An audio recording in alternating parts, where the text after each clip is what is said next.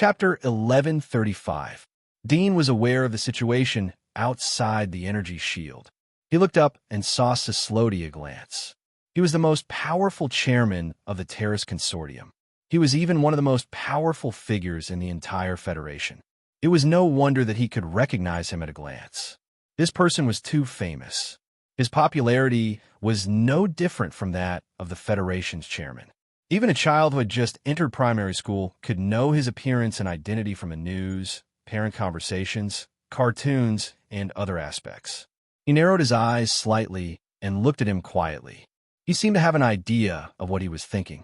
After everyone left, Sislodi looked at Dean, who was looking straight at him from within the energy shield. Being stared at by the latter, he felt an inexplicable chill. He had not experienced this feeling for a long time.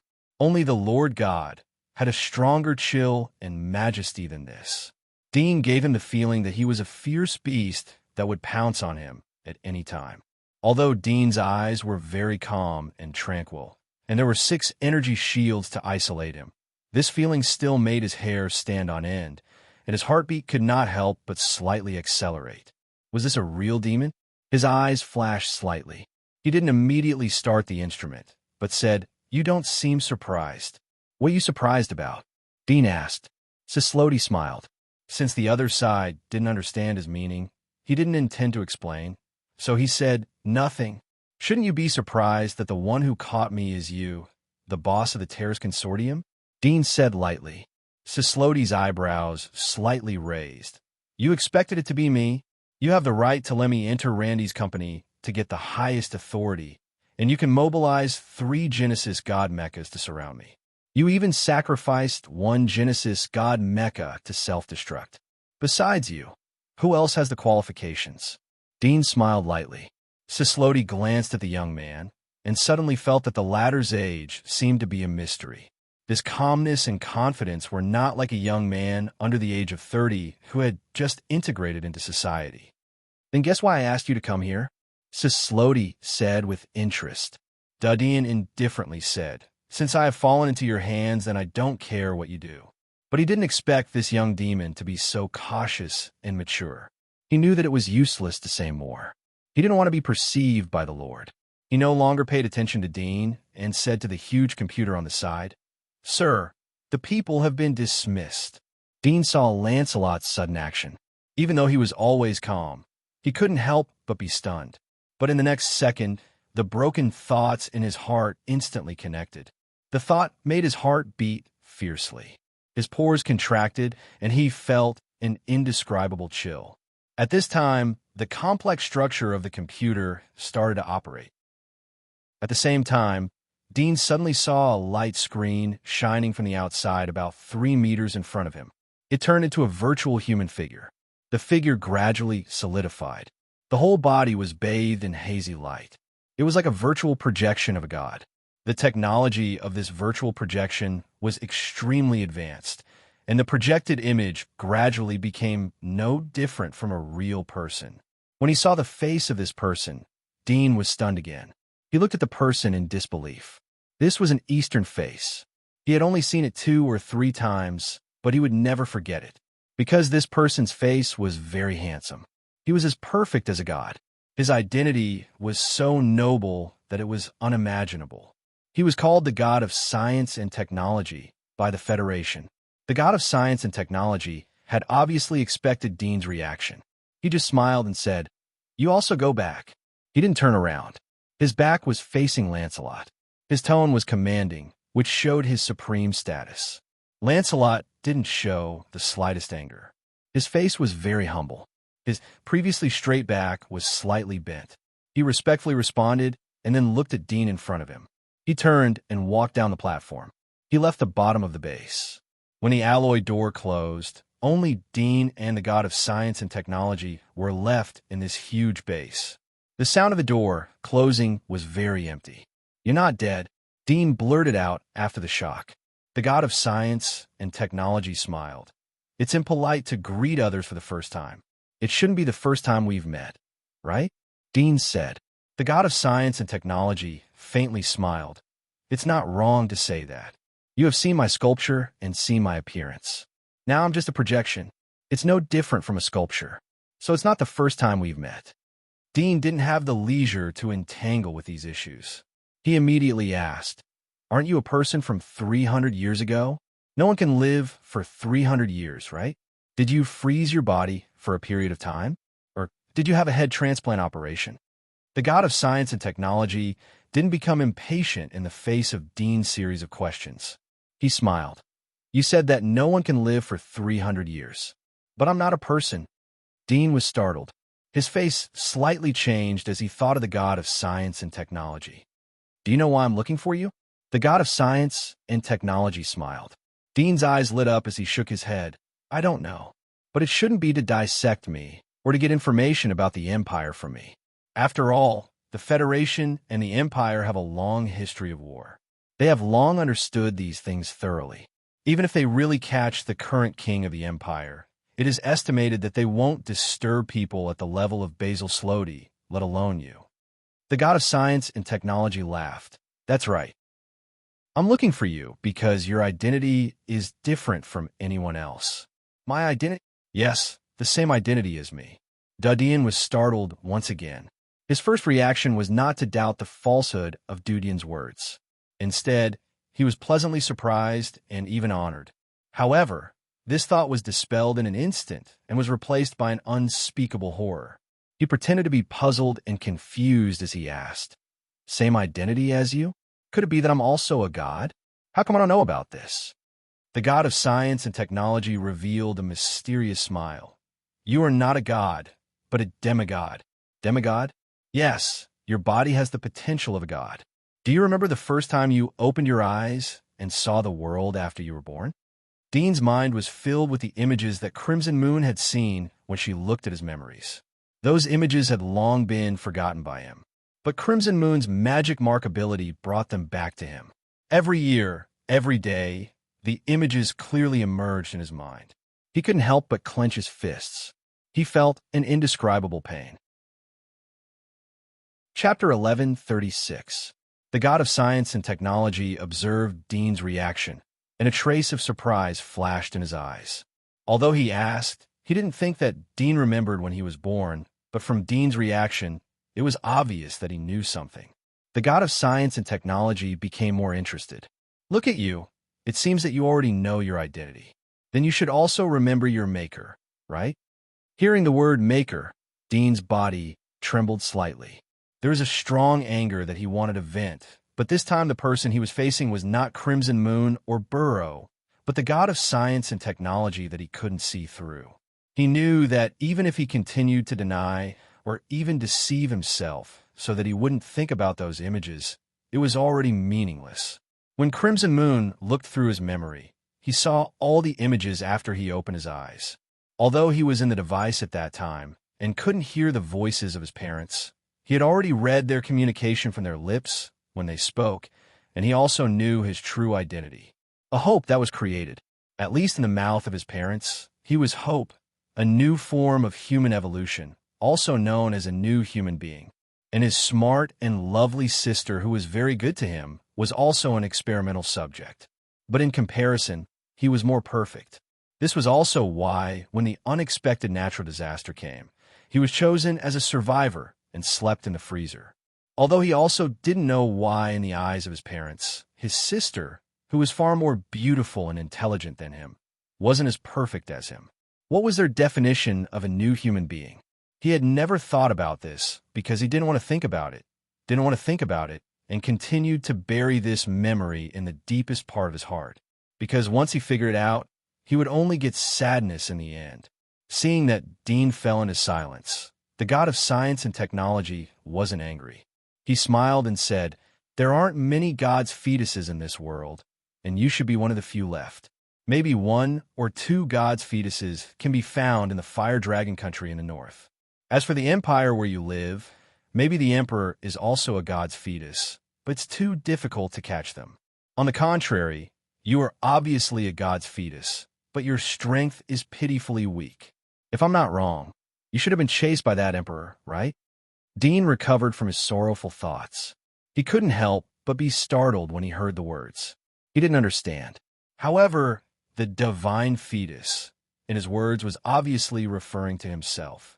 As for the Fire Dragon country, it reminded him of the Fire Dragon race in the east of the Empire. However, it was located in the upper northeast of the Federation. As for the Emperor, he was a little surprised. From Felicia, he learned that the Empire was ruled by 7 kings, and the power was divided. But in the eyes of the god of science and technology, there seemed to be no mention of kings. As for his strength, although he wasn't a real king, at least he had to use 3 creators' mechas, which were comparable to the performance of kings, to capture him. This was already the top of the human race, but he was described as pitifully weak. Even if the kings of the Empire were much stronger than him, there wasn't much difference. Did this mean that the god of science and technology didn't care about the kings at all? If this was the case, then the emperor he was talking about was most likely the real ruler of the empire. As for the theory that the 7 kings were respected by Felicia, it should be because her status was too low to know about the existence of the emperor. And this emperor might not be the emperor of the empire, but he might be the emperor of the empire, but he was very reserved. So the people thought that the emperor was just an empty shell, and the real powerhouses were the 7 kings. He said that the emperor is a god's fetus and has the same identity as me. He also said that I would be hunted down, which means that there is a struggle between the god's fetuses. So he is also a god's fetus, and the purpose of capturing me is not simple. No matter if I go to the empire's capital or the Federation, I will be detected and captured because I am the weakest among the god's fetuses. Dean's mind instantly thought of these, and he felt a little scared. This world was more dangerous than he had imagined, and he was ignorant before. If he had rashly gone to the Empire when he was weak, he would have been captured by the Emperor, kept as a pet, or killed. The god of science and technology saw that Dean was slightly surprised and silent, as if he had said what he was thinking, but he just smiled and said, "Compared to the other gods' fetuses, you are the strangest one I have seen. There are traces of dormancy in your genes. If I am not wrong, you should be the first batch of God's fetuses 300 years ago. But soon after you were born, the Earth was invaded by extraterrestrial magic insects, which led to the collapse of all countries. As a God's fetus, you were placed high hopes on by humans, so you were frozen. When you woke up from the frozen state, the world had changed beyond recognition. That is why you are so weak, right?" Dean's pupils shrank.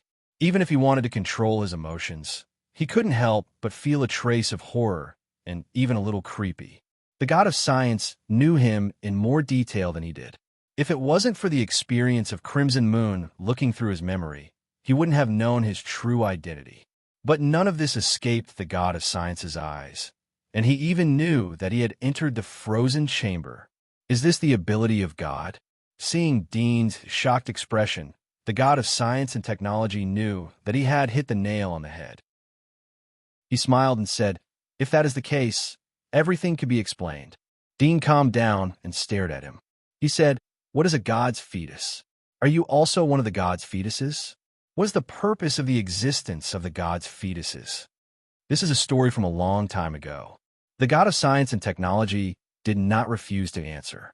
Instead, he said softly, "From the moment humans were born, we have been fighting against the heavens and the earth, nature and beasts. Perhaps this is what all life will face, from the blue whale in the ocean to the tiny ant, a microorganism or a bacterium.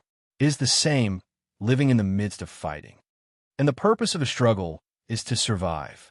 After countless years of reproduction and inheritance, humans have long evolved from the original era of mushroom hair drinking blood to the civilized era. Survival is not a difficult thing for most people. They don't need to fight for food with beasts in the wilderness, and they won't die because of battle injuries, decay, and infection. In the civilized era, survival is a basic need, and it is the bottom line that society gives to everyone. However, the hierarchy of human society is not equal. The so-called everyone is equal, and the emperor is the same as the common people. But these are just words to comfort the people. The people pursue basic needs of food, and the people with status pursue enjoyment. Money and power can bring the ultimate enjoyment experience, but these can't stop one thing: Chapter 1137. Dean quietly listened to him, but his mind was thinking about other things. The god of science and technology seemed to be narrating an ancient story, his voice distant. When survival becomes a basic need, people will desire more things. Enjoyment, endless enjoyment. All life longs for immortality. But there is no immortal life in this world. Even the stars in the universe have their own lifespan. Many huge celestial bodies in the universe also have their end. Although there is no possibility of immortality from a rational point of view, people are still willing to live longer. Hundreds of years, thousands of years, or even tens of thousands of years. Dean frowned.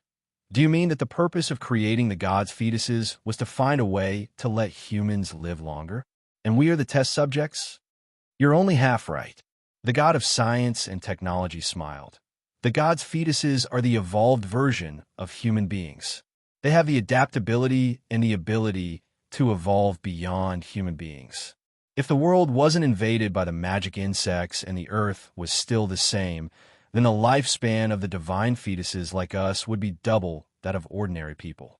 Of course, if we exercise, then we will become the top athletes. So it doesn't seem that powerful. Dean said. The god of science and technology said, that is because of the limitations of the times. In today's cataclysm, the Empire uses the magic insects to evolve itself. At this time, the speed of evolution of the gods' fetuses will be reflected. We will soon reach the top and become the strongest evolvers. Dean was startled for a moment, but he understood. The so-called gods' fetuses were the best group of people in the same era. The purpose of creating the gods' fetuses in the old era was to improve the genes of all human beings to a better level, so that they could gradually replace the original human genes. Then, through the inheritance, the human society would be greatly improved. Whether it was lifespan, intelligence, physical fitness, or other aspects, then the development of science and technology would be like a butterfly effect. If Einstein could live for another 50 years, then perhaps the olden era would have advanced by more than 10 years, let alone the fact that all of the other great scientists had their lifespans extended. The benefits they brought were unimaginable. The god of science and technology looked at Dean. You were born in the old era and should be regarded as the earliest batch of God's fetuses. Your body structure is no different from ours, but the meaning of our birth is different. You are for the reproduction of mankind and represent the hope of mankind. We carry the ultimate hope of all life. That is eternal life. Dean's heart skipped a beat. Are you not born in the old era? The god of science and technology smiled and said, when I was born, the old era had already been destroyed and the cataclysm era had entered. The person who made me was not these human scientists, but the extraterrestrial magical insect. These words were earth-shattering. Dean's pupils shrank. He was completely stunned. Demonic insects created you? How is this possible? The demonic insect knew how to make a divine fetus? If it was the demonic insect that created you, then wouldn't this place have already fallen into the hands of the demonic insect? Dean couldn't help but ask.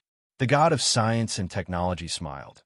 Since you could become the Abyss, it means that your body has already absorbed the real demonic insect, and not the offspring of the parasitic demonic insect.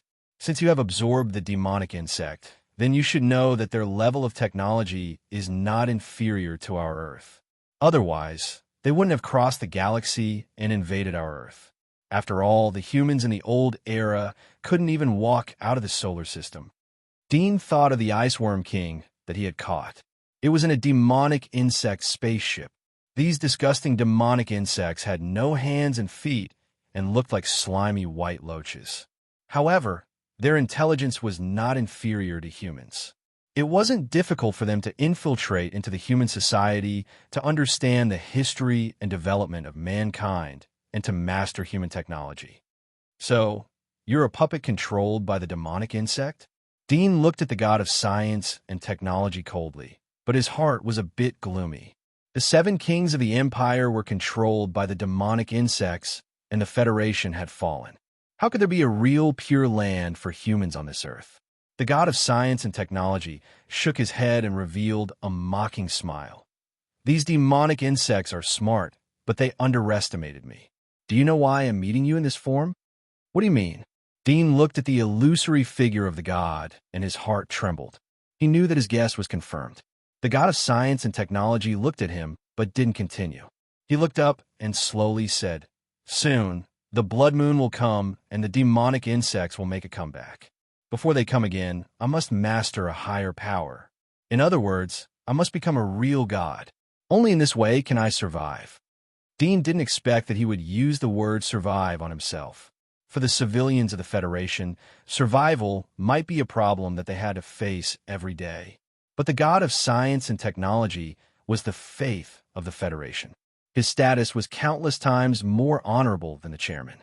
But even such a high and mighty person was planning for survival.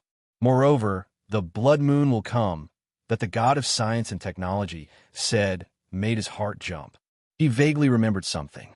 Crimson Moon once said that the reason why she changed her name to Crimson Moon was that when she was born, the blood moon was hanging in the sky. At that time, he didn't take it seriously. He only thought that Crimson Moon's memory had deviated when she was born. After all, how could the moon be blood red? However, the god of science and technology also said so, which undoubtedly confirmed that Crimson Moon's words were not exaggerated but true.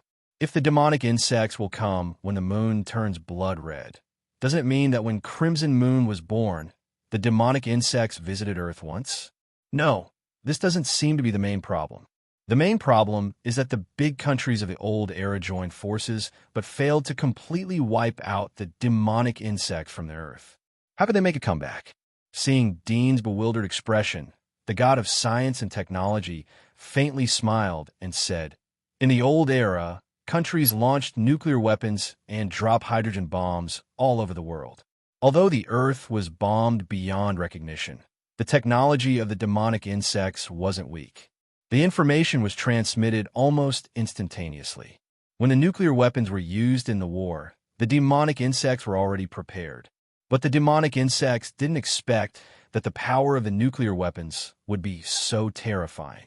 The nuclear equivalent that humans had accumulated was so large that it was enough to overturn all the land on the surface of the Earth. When the nuclear weapons were detonated, the demonic insects were hit hard, but not all of them were destroyed. The rest of them were scared and fled the Earth. Unfortunately, some of the demonic insects on Earth who were at the outer edge of the nuclear explosion survived. Through the communication of the spaceship, they contacted the demonic insects that escaped and called them back. That's why you can see the current state of the world." Dean was startled. He didn't expect such a tortuous thing to happen in the middle. He couldn't help but feel sad. If those escaped demonic insects weren't recalled, would the Earth be a different scene? "What do you mean by telling me this?" Dean frowned. He took a step back and made a defensive posture. The god of science and technology quietly looked at him. "Nothing much. Probably because I haven't been with the same kind for a long time. So I want to talk to you. By the way, I hope you can understand my thoughts. If we don't become a real god, then humans will completely become the food of the demonic insects. This is the only way to save all of humanity." Dean's face sank. "What is the purpose of you capturing me? Do you want me to be your companion? Help you conquer the empire and unify the world? Then fight against the demonic insects?" There was a trace of contempt in the god's eyes. "Although you are my kind, but you are not qualified to be my companion. Moreover, I don't need the help of others to conquer the world. I alone am enough." Dean didn't get angry because of the god's contempt. He calmly asked, "In that case, you didn't catch me just to talk to me, right?" The god of science and technology smiled. "I wanted to give you more time to grow and make your body more perfect. Unfortunately, time waits for no man. The blood moon is coming, and there isn't much time left. This time, all the god's fetuses have matured, and it's time to pick them. If you miss this opportunity, then it will be difficult for you to make a comeback. So are you willing to sacrifice yourself for the sake of humanity?" Dean felt that the god's words were a bit strange and ridiculous. "You know that I was created. What does it have to do with me to save all of humanity?" Chapter 1138. Dean didn't comment, but he was secretly awestruck. Finally, he knew why the god of science had caught him. There are only two of us here. Just say what you want to do. Don't you find it boring to say these high-sounding words? Dean said bluntly. He was not afraid of angering the god of science. With their status, they could not do things based on anger and personal preferences. They could only vent occasionally. The god of science and technology smiled. He was not angry, nor did he make any gestures. Suddenly, a few robots moved outside the energy shield. Their eyes flashed with blue light. They moved some instruments outside the energy shield. Then, at the bottom of the alloy platform inside the energy shield, a metal platform slowly rose. It was like a school lecture platform. Dean looked at this scene and narrowed his eyes. While he was thinking, a strong electric current suddenly came from the ground. Caught off guard, his feet were instantly sucked to the ground. The electric current spread all over his body. He screamed, but before he could resist, he fainted directly. His eyes turned white, and he lost consciousness. The god of science and technology looked at Dean, who had fainted on the ground, with an indifferent expression. He saw that the metal platform was open like a cabinet. There were two eyeball-like holes inside, from which two black lines stretched out like a living snake. They stretched toward Dean and connected to the temples on both sides of his brain. In the coma, countless information suddenly poured into his brain, waking Dean up from his coma. The colorful information was like a dream when he was in a coma. When he woke up, he saw two black lines stretching from the metal platform like two weird arms. His pupils shrank. He quickly raised his hand to pluck out the two black lines. He took a few steps back and looked at the god of science and technology in front of him with vigilance. What do you want to do? Dean's face was gloomy. The god of science and technology smiled. I just want to implant a small virus in you. Dean frowned slightly. He knew that the god of science and technology had not finished his words. For example, what was the purpose of implanting the virus? To kill him? If Zhang Xian wanted to kill him, there was no need to go through so much trouble. Zhang Xian only needed to double the previous electric current to electrocute him to death. While he was puzzled, the information in his mind that was as messy as a dream quickly occupied his brain. There seemed to be many voices shouting, and many faces flashed across his vision. The shouting increased exponentially, completely swallowing up his other thoughts.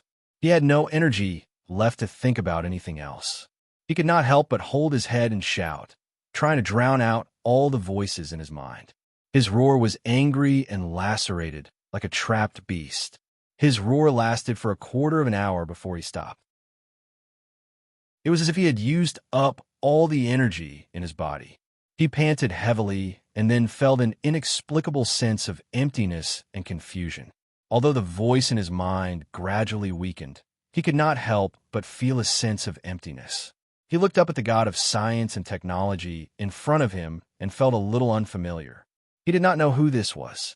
Then he looked around at the strange energy shield and the strange room. He asked blankly, "Where is this?" The god of science and technology looked at Dean's dull eyes and smiled. Through the psychological books that countless psychology masters had entered into the brain, the god of science and technology's observation of subtle expressions and psychological analysis was far beyond the top psychology masters of the Federation. At a glance, he could see that Dean was not lying or pretending. This was completely within his expectations because he didn't think that any human could resist the virus that he had personally programmed. If this virus was put into the core database of any consortium in the Federation, it would be enough to paralyze the database. How could the computing power and capacity of the human brain be compared with the core database of the four consortia? It was like a grain of sand and the bright moon in the sky. The difference was more than billions of times. However, this virus would not destroy Dean's brain. The virus would only destroy all the data in a memory, devour it, and then turn it into the most primitive data scramble. Then, it would gradually empty all the information in the memory and let the memory become zero. In his eyes, there was not much difference between a human and a robot. For him, the human brain was just a core database. The so-called memory was just a piece of data. He had the ability to create a robot that was completely no different from a human, but the computing power and IQ was 100 times that of a human. It had autonomous emotions, thinking, logic, and could create itself. This was where his strength came from. The god of science and technology slowly walked towards Dean. The latter saw that the god of science and technology was approaching. His mouth was slightly open and slightly squirming, but he only made vague sounds. It seemed that he had lost the ability to speak. When the god of science and technology completely stood in front of Dean, the latter was already like a fool, sitting on the ground in a daze. His eyes were open, but there was no spirit. The god of science and technology knew that the virus in Dean's mind had completely multiplied in an instant and completely devoured his thoughts. Language, body movements, and even instincts had been devoured. The virus that the god of science and technology had personally written was not an exaggeration to say that it was the #1 virus in the Federation. Except for him, no one could solve it. However, in front of the god of science and technology, even the most powerful virus was just an ant that could be destroyed with one blow. After all, in the virtual world, he was the god. Unfortunately, his omniscient and omnipotent power could only be exerted to the extreme in the virtual world. That was why he needed a perfect carrier. And this first batch of God's fetuses created in the old era was undoubtedly the most suitable carrier. With his ability, he could completely restore this carrier to the strength of his previous body as soon as possible, or even surpass it.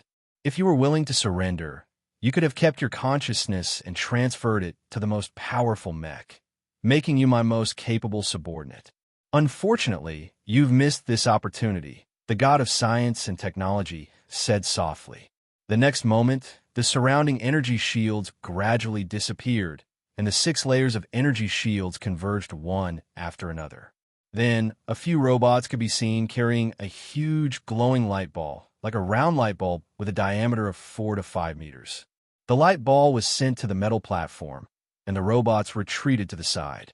Then, they saw that the glowing metal ball extended a golden cable-like wire. The top of the wire was tapered, and it instantly pierced into Dean's forehead, piercing very deeply. Blood seeped out from the wound, but Dean, whose eyes were dull, still had no reaction. He seemed to have even lost the instinct to feel pain. Chapter 1139. When the body of the god of science and technology was completely illusory, Dean, who was connected by the golden optical cable, suddenly trembled slightly. His dull eyes gradually had a trace of consciousness. He blinked and looked at the novel vision. He could clearly see the tiny dust particles floating in the air dozens of meters away. This was the pupil power of an extraordinary body. What a strong body! A smile appeared on his face, but it seemed slightly uncoordinated and a bit strange. After muttering to himself, he closed his eyes again, letting the data and consciousness that poured in from between his eyebrows quickly fill the empty brain. More and more data and consciousness came in, and soon the empty brain suddenly changed. From the emptiness, a large amount of mixed information suddenly multiplied, turned into a data stream, and collided with his consciousness. Humph! His consciousness snorted. Relying on the transmission optical cable connection, his consciousness was still connected to the entire brain and immediately mobilized a set of antivirus decoding that had been arranged long ago into the brain of this body. Soon, the rapidly multiplying and swallowing mixed information melted like ice and snow. Soon, this group of viruses that completely destroyed and swallowed Dean's consciousness and memory were completely erased, not even a mark left. Even as the god of science and technology, he could not restore it. After dealing with this virus, he quickly began his own plundering work. His consciousness poured into all the memory cells in Dean's brain, completely occupying his brain. A few minutes later, he opened his eyes, slowly stood up from the ground, lifted his hands and feet, and simply moved. This real and clear touch made him feel a kind of long-lost emotion. Even if he had been as calm as a machine, At this moment, he could not help but laugh. In the next moment, two beams of cold electricity shot out from his eyes. His pitch-black pupils suddenly turned golden and shrank. Then he saw that the world in front of him was completely different. He could see the fine dust and water in the air. He could even see through a robot in front of him and see the internal structure and core energy board of the machine. This powerful ocular power made him feel novel and even more delighted. It is indeed a god's body. Not only is it a god's fetus, but the genes have accidentally mixed with the flaming worm, the ice worm, and the origami factor. It is almost perfect. Unfortunately, there's a problem when the origami factor was implanted into the body. It is not coordinated enough and actually separated from the genes, condensed into a ball, and gave birth to a new life. Once it breaks out of the heart, it will swallow the main body and become an unprecedented variant of origami. He looked down at his own body, and there was some surprise and excitement in his eyes. Yes, excitement. If Jacelity was here and knew that Dean was the god of science and technology at this moment, he would be shocked to see such an excited look on Dean's face. One should know that even during the most tragic war between the Federation and the Empire hundreds of years ago, when half of the Federation was injured, he did not have the slightest bit of emotion, not even a trace of regret and sorrow. Soon, the god of science and technology also realized that his emotions were fluctuating a bit, but he quickly understood. More than 200 years of immersion in the virtual world, incarnated as data and shuttled between various machines.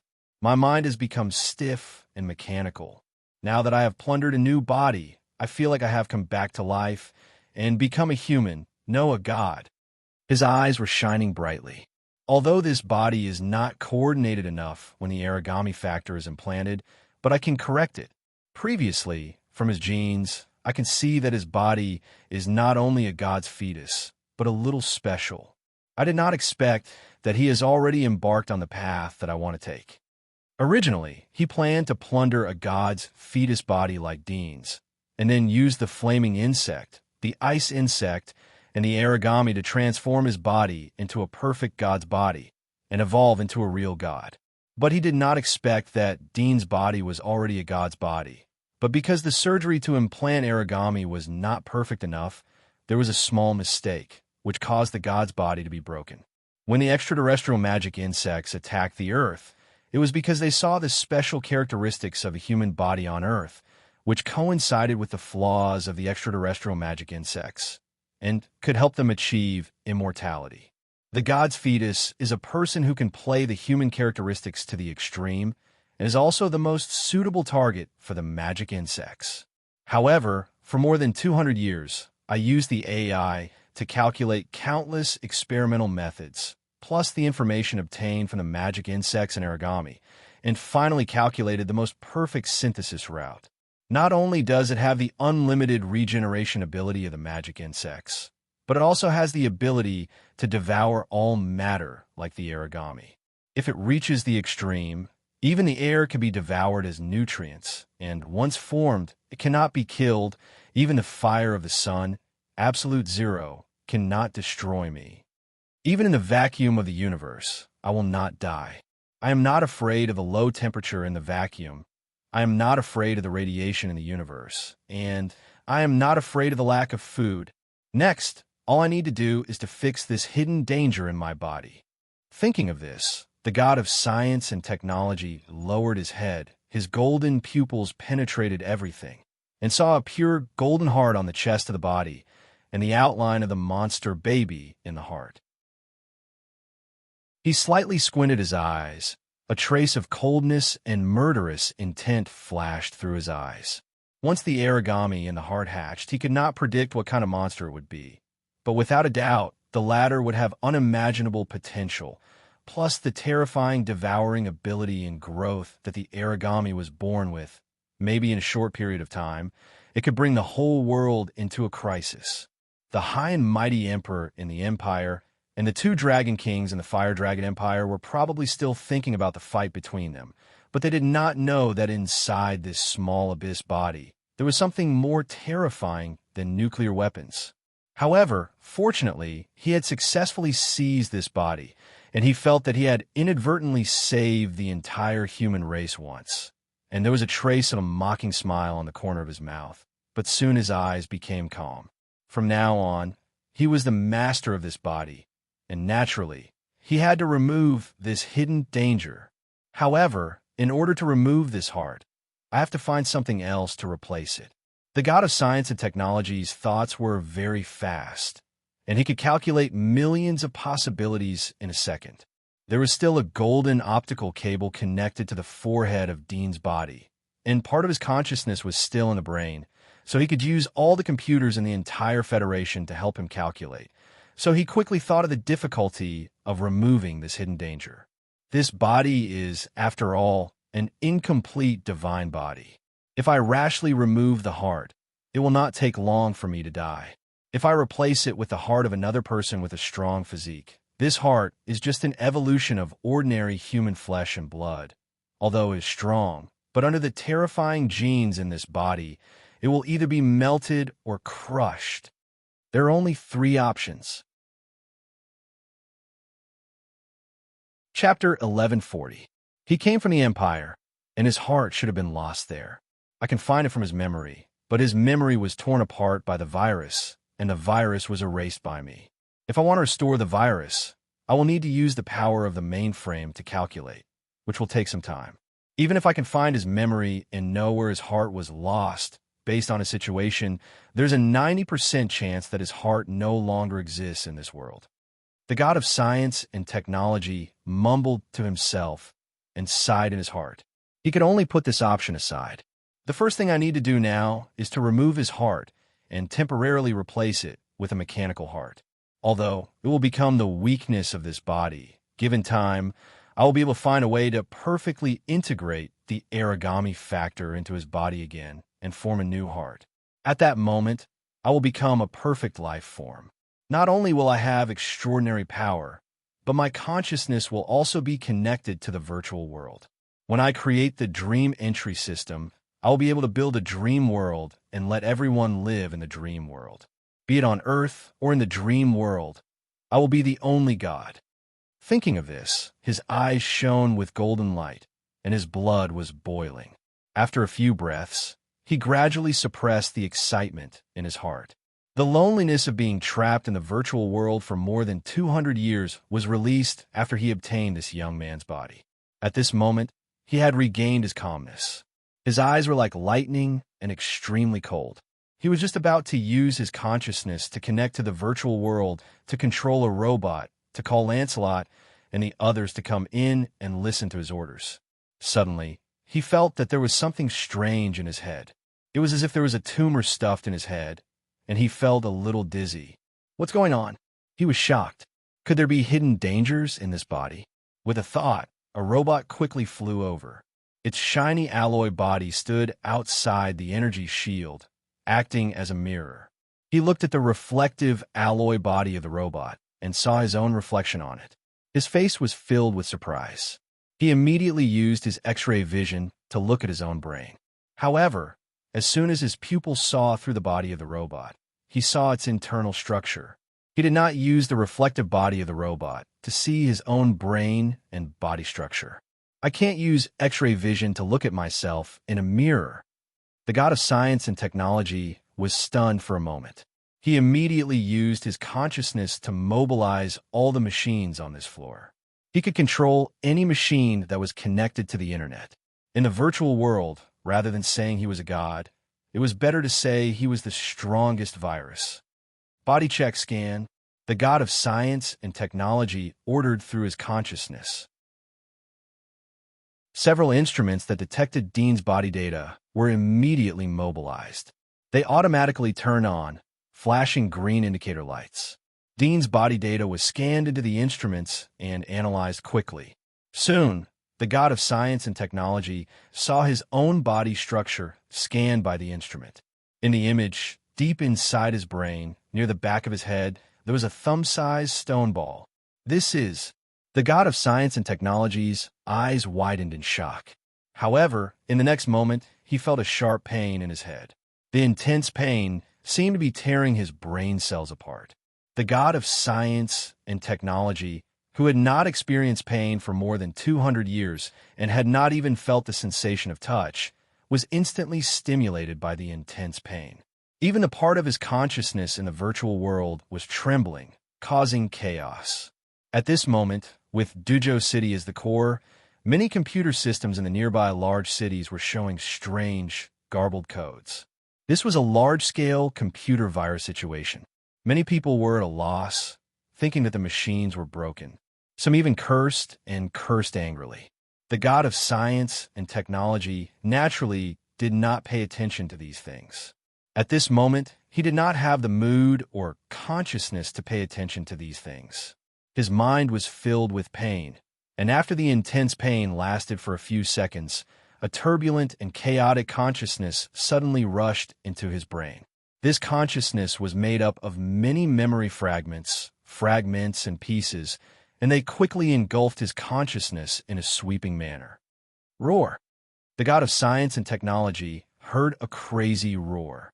It was like the roar of a beast, like that of a demon. Get out! It was followed by a monstrous roar. It was deafening, like thunder from thousands of miles away. The god of science and technology's consciousness was shaken to the point where he could barely concentrate. This feeling was like trying to solve a complex math problem seriously, but there was a deafening noise next to him. He could not concentrate at all and had a splitting headache. Who are you? Are you the god of science and technology? The youth's body trembled, and his face was full of horror. His eyes protruded, and he held his head with both hands. Then he shouted, "No, I am the god of science and technology. No, my original name is Lin Changsheng. No, it's all wrong. I am Crimson Moon. No, that's a bitch. I am the Demon King of the Dark Church."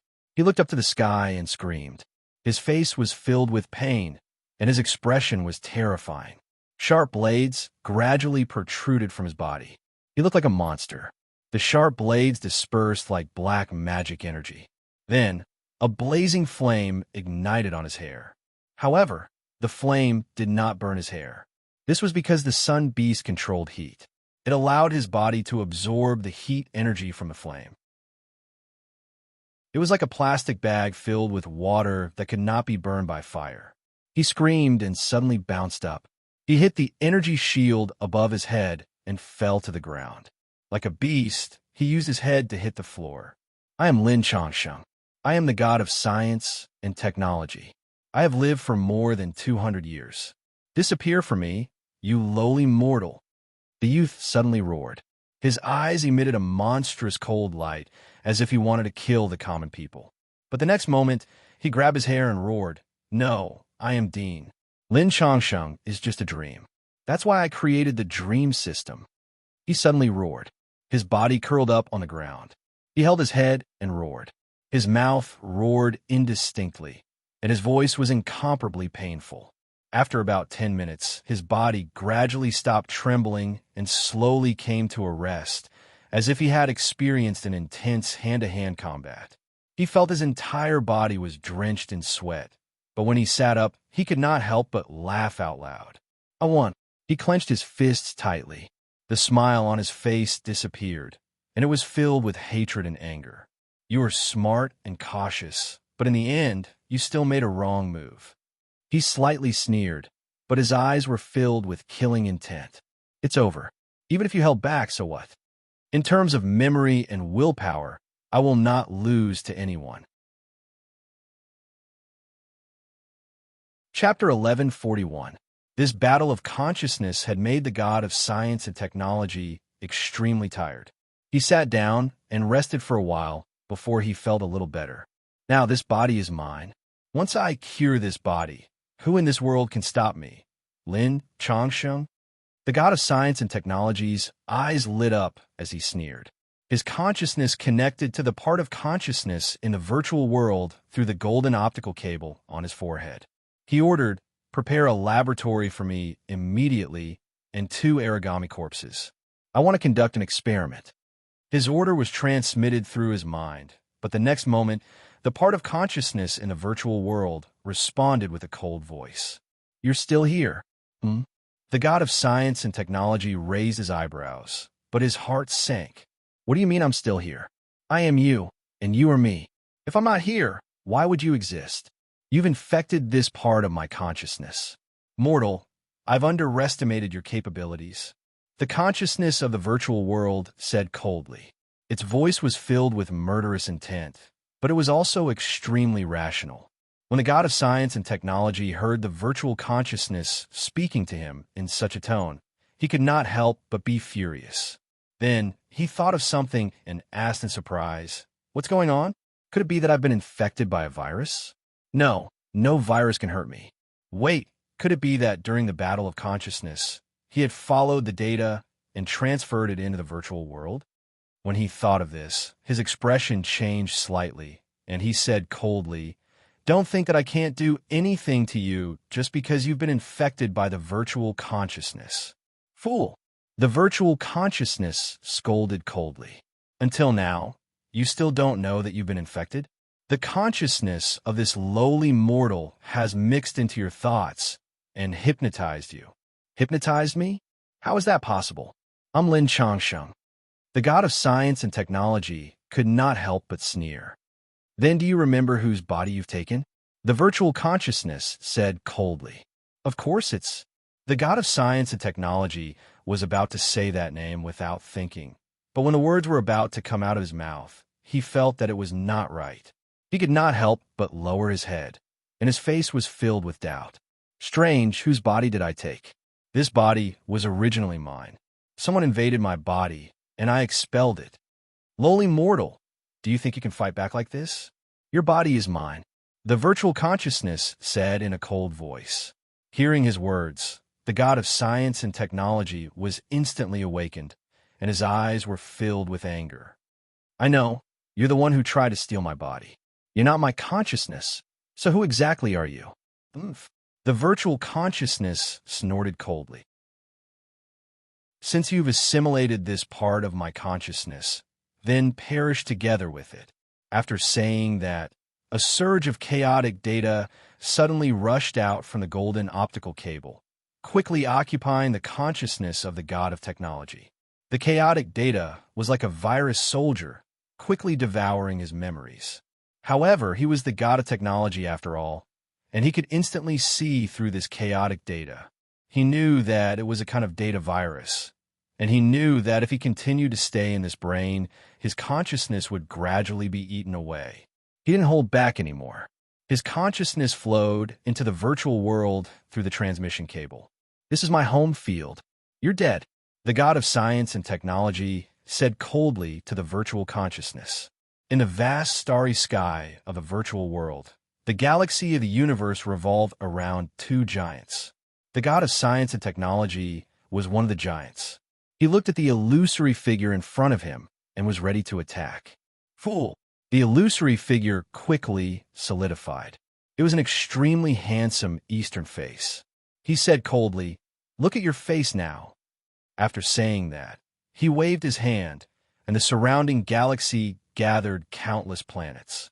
The dense starlight turned into a mirror, and the face of the god of science and technology was reflected on it. The god of science and technology saw this face, a very delicate face. "Look at your body now." The illusory figure waved his hand again, and the god of science and technology's vision penetrated the surrounding virtual universe of the starry sky. He saw the figure of a young man standing in the energy field, and his face was the same as his. "That's right, I look like this." The god of science and technology breathed a sigh of relief, and then looked at the illusory figure with a cold gaze. "If my face was the same as yours, it would be a little more interesting." You want to devour me? I'll let you know who's the ruler of this virtual world."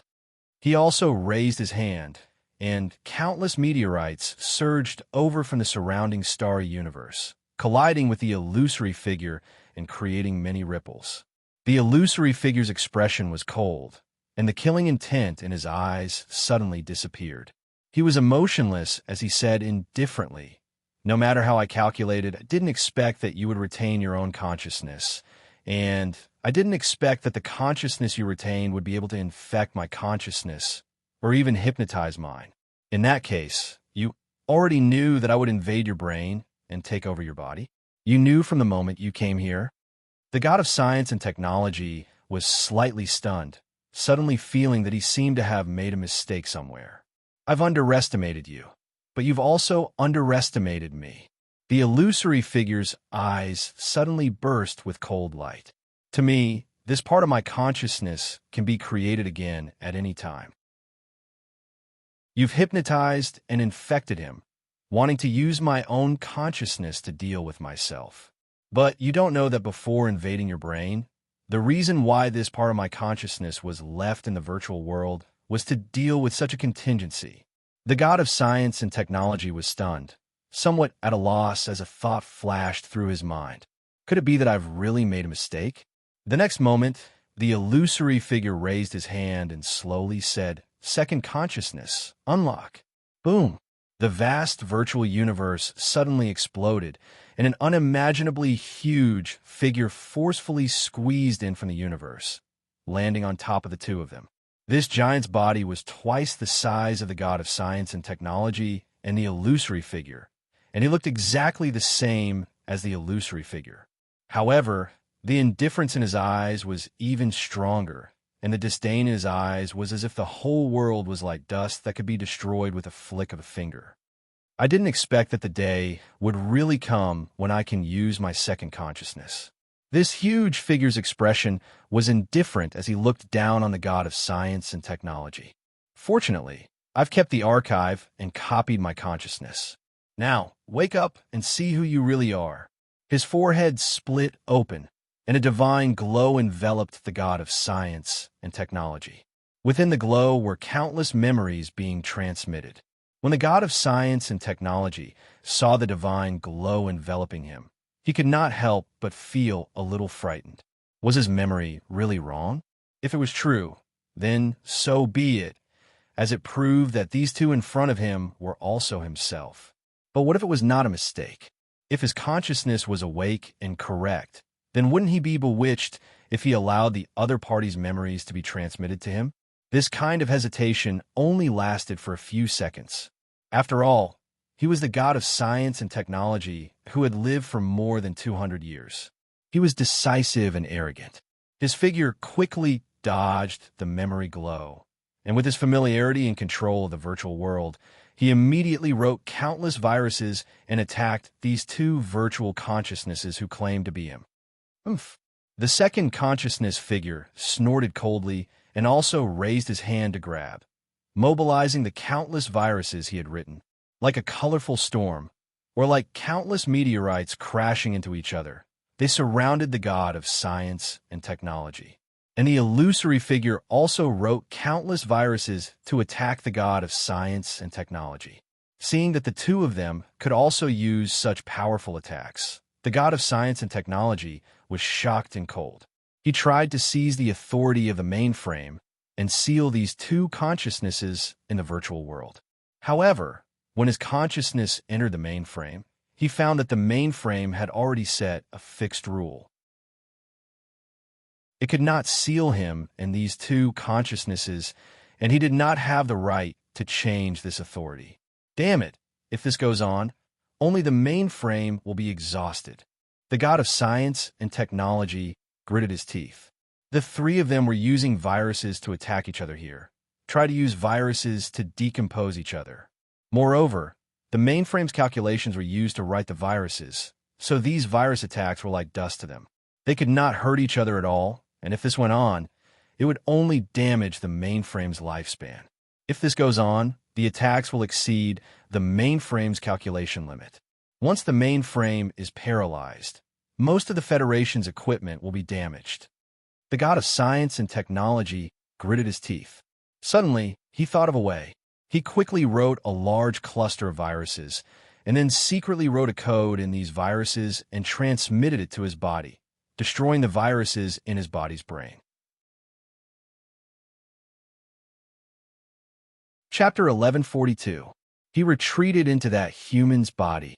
The virtual figure looked at the god of science and technology who had turned into a stream of data and disappeared. His eyes were cold, and there was a hint of anger in them. He was proud and had calculated everything, but he was defeated by an ant-like human. It was unbearable. What the hell is going on? The second consciousness looked at the virtual figure and frowned slightly. He had just unlocked the memory chip, and his memory was still at the moment when he was saved. Although he saw this strange situation after coming out, he used the computing power of the Cortex Prime to think of thousands of possibilities and guesses in a second, and even had some guesses about the real situation, but he still had to confirm it. The gaze of the virtual figure no longer lingered on the place where the god of science and technology had disappeared. It looked up at him and said, "I split a part of my consciousness to enter his body, but an accident happened. From the last image that the part of my consciousness sent back before it became chaotic, this mortal already knew why I had captured him. He had long since prepared a trap and a counterattack. I know, but the problem is, even if he was prepared, what could he do?" The huge figure frowned, and his eyes were filled with disdain and pride. He had the ability to be proud. Among the god fetuses, he was the only one who had escaped the control of the demon insects. Even the demon insects that had invaded the earth did not know of his existence, so he could hide in the virtual world and wait for an opportunity to counterattack.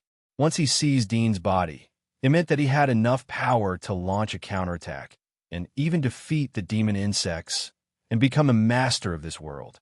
Success was right in front of him, but there was an accident. However, the accident was not caused by his overconfidence and conceit. In fact, although he was arrogant, he would never underestimate his enemy. He was even more cautious. From entering Dean's body, it could be seen that although he felt 100% sure, he still chose to leave a part of his consciousness in the virtual world, just in case. Moreover, before that, he deliberately gave Dean a period of free time to observe this carrier through various Federation instruments. The latter's communicator, as well as every small device in the room, were his eyes. It could be said that Dean had never left his sight since he entered the Federation. The identity that the guy disguised, the secrets that he was hiding, and all his privacy were naked in his eyes. However, through the secret environment that the guy thought that he was alone, he was able to observe the guy's personality, thoughts, and the purpose of his visit to the Federation. After all, a person was the most relaxed when he was alone. A hint of gloom flashed in the virtual silhouette's eyes. This mortal seems to be very experienced in such matters. Before I entered his brain, he hardened a part of his brain cells, making it impossible for the virus I sent in to destroy them. Then, when my consciousness entered his brain, it seemed to have triggered the condition for him to regain his consciousness. The moment he regained his consciousness, he launched a counterattack against me. Moreover, he is very smart. He did not fight my consciousness to death, nor did he try to digest my consciousness. Instead, he integrated into my consciousness like a parasite of my own. So when my consciousness came to the virtual world, I felt that something was wrong. There was something else mixed in it. If I hadn't noticed that something was wrong and cut off the integration in time, this part of my consciousness would have been parasitized by him. Perhaps at that time, I wouldn't be able to distinguish between me and him. The huge figure was slightly startled. Although the virtual figure's words were a bit roundabout, he still understood it.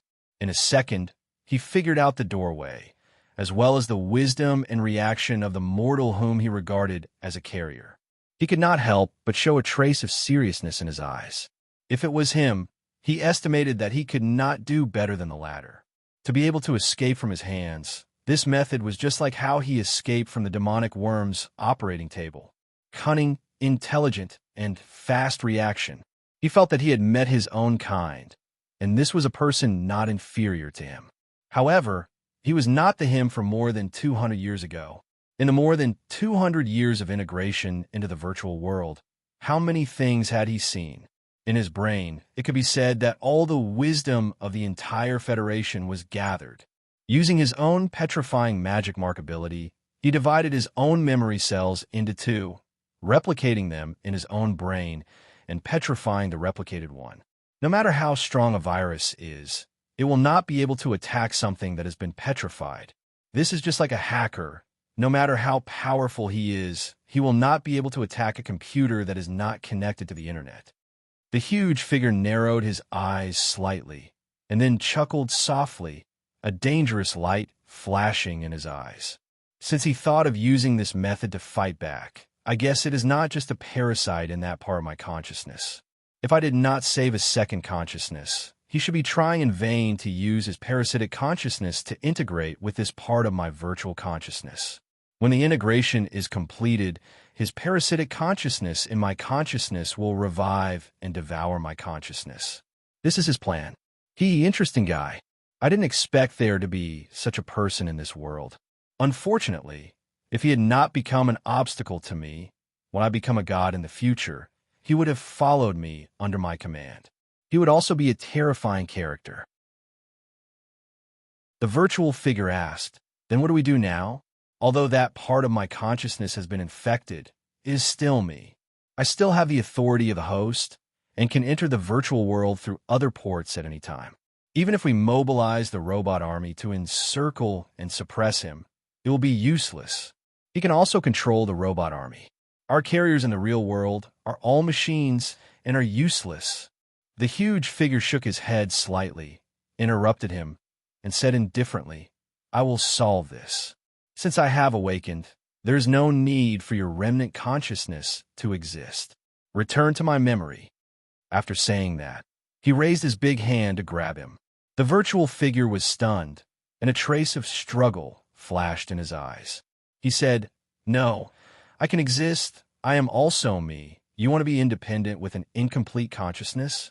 Fortunately, I have long been prepared for this. Whoever has a complete consciousness is the real me. If it was not for the fact that I felt that part of the consciousness was abnormal, I would have also devoured it." The huge figure's eyes were indifferent, and his hand did not stop at all. In an instant, he grabbed the virtual figure and exerted force. The latter's face was full of indignation and anger, but in the end, he still turned into countless streams of light and disappeared in his palm. After slowly absorbing these streams of light, the huge figure had a better understanding of what had happened. His gaze followed the port and saw that the god of technology, who had retreated into the human body, had already pulled out the transmission cable on his forehead and was preparing to leave the energy shield. "Next, you should take the initiative to find me." A trace of interest and coldness flashed in the huge figure's eyes. Chapter 1143. I'm finally out. After returning to his body, the god of science and technology heaved a long sigh of relief, as if he had fought 100 battles. After unplugging the transmission cable, he checked his memories and confirmed that nothing had mixed in. Only then did he heave a sigh of relief, knowing that he had shaken off the two infected consciousnesses in the virtual world. Based on his understanding of his past abilities, although these two virtual consciousnesses were lawless in the virtual world, they could not even control a blade of grass in the real world. Next, they will probably control the robot army to ambush me and prevent me from leaving. However, I can also control this robot army. In the case of conflicting program commands, the robot army will be completely paralyzed, but if they want to kill me, they can sacrifice the robot army and activate the irreversible self-destruction command. The god of science and technology frowned. He had control over his body and could move around in the real world, but this had also become his fatal weakness. In the past, he had turned into data and roamed the virtual world, able to appear in any computer. However, the current him only had one body, and that was this young man's body. Once this body was strangled and turned into dust, he would also die and disappear completely. If they want to destroy my virtual consciousnesses, it's meaningless to fight them in the virtual world alone. It will only damage the mainframe. However, I can find the machinery hive mind in the mainframe, restart the mainframe, and return all data and programs to zero. This way, I can completely wipe them out. But they won't give me this chance. If they detect my route, no, I don't care about the life and death of these lowly citizens of the Federation at all. They might have already. Thinking of this, the god of science and technology's pupils contracted, and his face was filled with horror. He realized a terrifying possibility. The latter might have already activated nuclear missiles, locked onto the entire Dujan city, and used the power of nuclear weapons to bury the entire city's citizens along with him. This idea was a little crazy, but it was not impossible. Only he himself understood himself the best. The god of science and technology knew very well how cold and cruel his heart was. If there was an existence that threatened him, he would not hesitate even if he had to destroy more than half of the Federation. As for these Federation citizens, with the reproduction ability of humans, they would be born in a few decades. If he adjusted the gap between the rich and the poor, a little poverty alleviation would be enough to increase the population by several times. These thoughts flashed through his mind in less than half a minute. When he came to his senses, he realized that he had wasted precious half a minute of time. At the same time, he sighed at his thinking speed. If it was before, with the help of the mainframe, even if there were thousands of times more thoughts, it would still turn in a second. This also made him realize that his current computing ability could no longer be compared to the two consciousnesses in the virtual world. I have to leave the Federation. He made a decision in his heart and immediately mobilized several robots around him to shut down the energy shield and rush out of the energy shield. At the same time, he opened the door to the basement. Jacelity was standing outside the door. He was surprised when he saw the door open. His face changed as he saw Dean coming out of the door. He was surprised. Clear a path for me. I want to go out for a while. Now, the god of science and technology said coldly. When Jacelity heard Dean's indifferent tone, he knew that the plan of the god of science and technology had been successfully completed. He couldn't help but feel a bit of regret in his heart. However, he hid it well and didn't reveal any of it. He also didn't suspect that Dean was deliberately pretending. After all, apart from him, only the invincible god of science and technology in the virtual world could use the door and the energy shield at will. At the same time, the latter secretly closed the energy barrier, opened the door, and walked out. He felt that the other party was hinting to him. Not only did he come to the real world and possess the body of a powerful demon, he also retained the ability to move freely in the virtual world. Virtual and reality, both were the strongest. Yes, sir. He bowed his head respectfully and quickly passed down the order through his communicator. At this moment, the entire Dujan city revolved around the Terrace Consortium. A railway that carried countless passengers on weekdays had stopped and was empty to passengers just to wait for Dean's arrival. The airport was completely shut down and gave up the route, waiting for only one person to come and set sail for a time. The citizens of Dujan City were filled with complaints. Many experts came out to attack the privileges and capitalism. Many internet mobs came out to clamor for everyone to be equal. Similarly, some social elites filed a lawsuit against Terrace Shinjo Airlines because of the delay of the flight. There were also celebrities who posted a statement of doubt on their personal webpage because of the delay of the flight, attracting countless attention. The shocking actions of the Terrace Consortium attracted the attention of the entire Federation. Even the government had to come out and broadcast the matter. However, they didn't attack the Terrace Consortium. Instead, they sent reporters to interview and find out the reason. In the end, they found out that there were some unavoidable reasons that led to the delay of the flight. While the outside world was in an uproar, the Terrace Consortium was very calm. Many directors sent inquiries, but they were suppressed by Jacelity. When it was mentioned that it was the decision of the Lord God, many directors immediately calmed down and expressed that they were willing to serve and send their regards to the Lord God.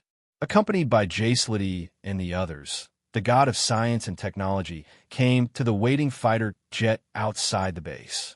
Jacelity wanted to accompany him, but the god of science and technology refused. He could only watch as the god of science and technology boarded the fighter jet. They probably wouldn't dare to activate the nuclear weapons. After boarding the fighter jet, the god of science and technology gradually calmed down. He realized that ever since he had entered this human body, his emotions were easily affected. He couldn't be as cold as he used to be, and he wouldn't change his expression even if a mountain collapsed before him.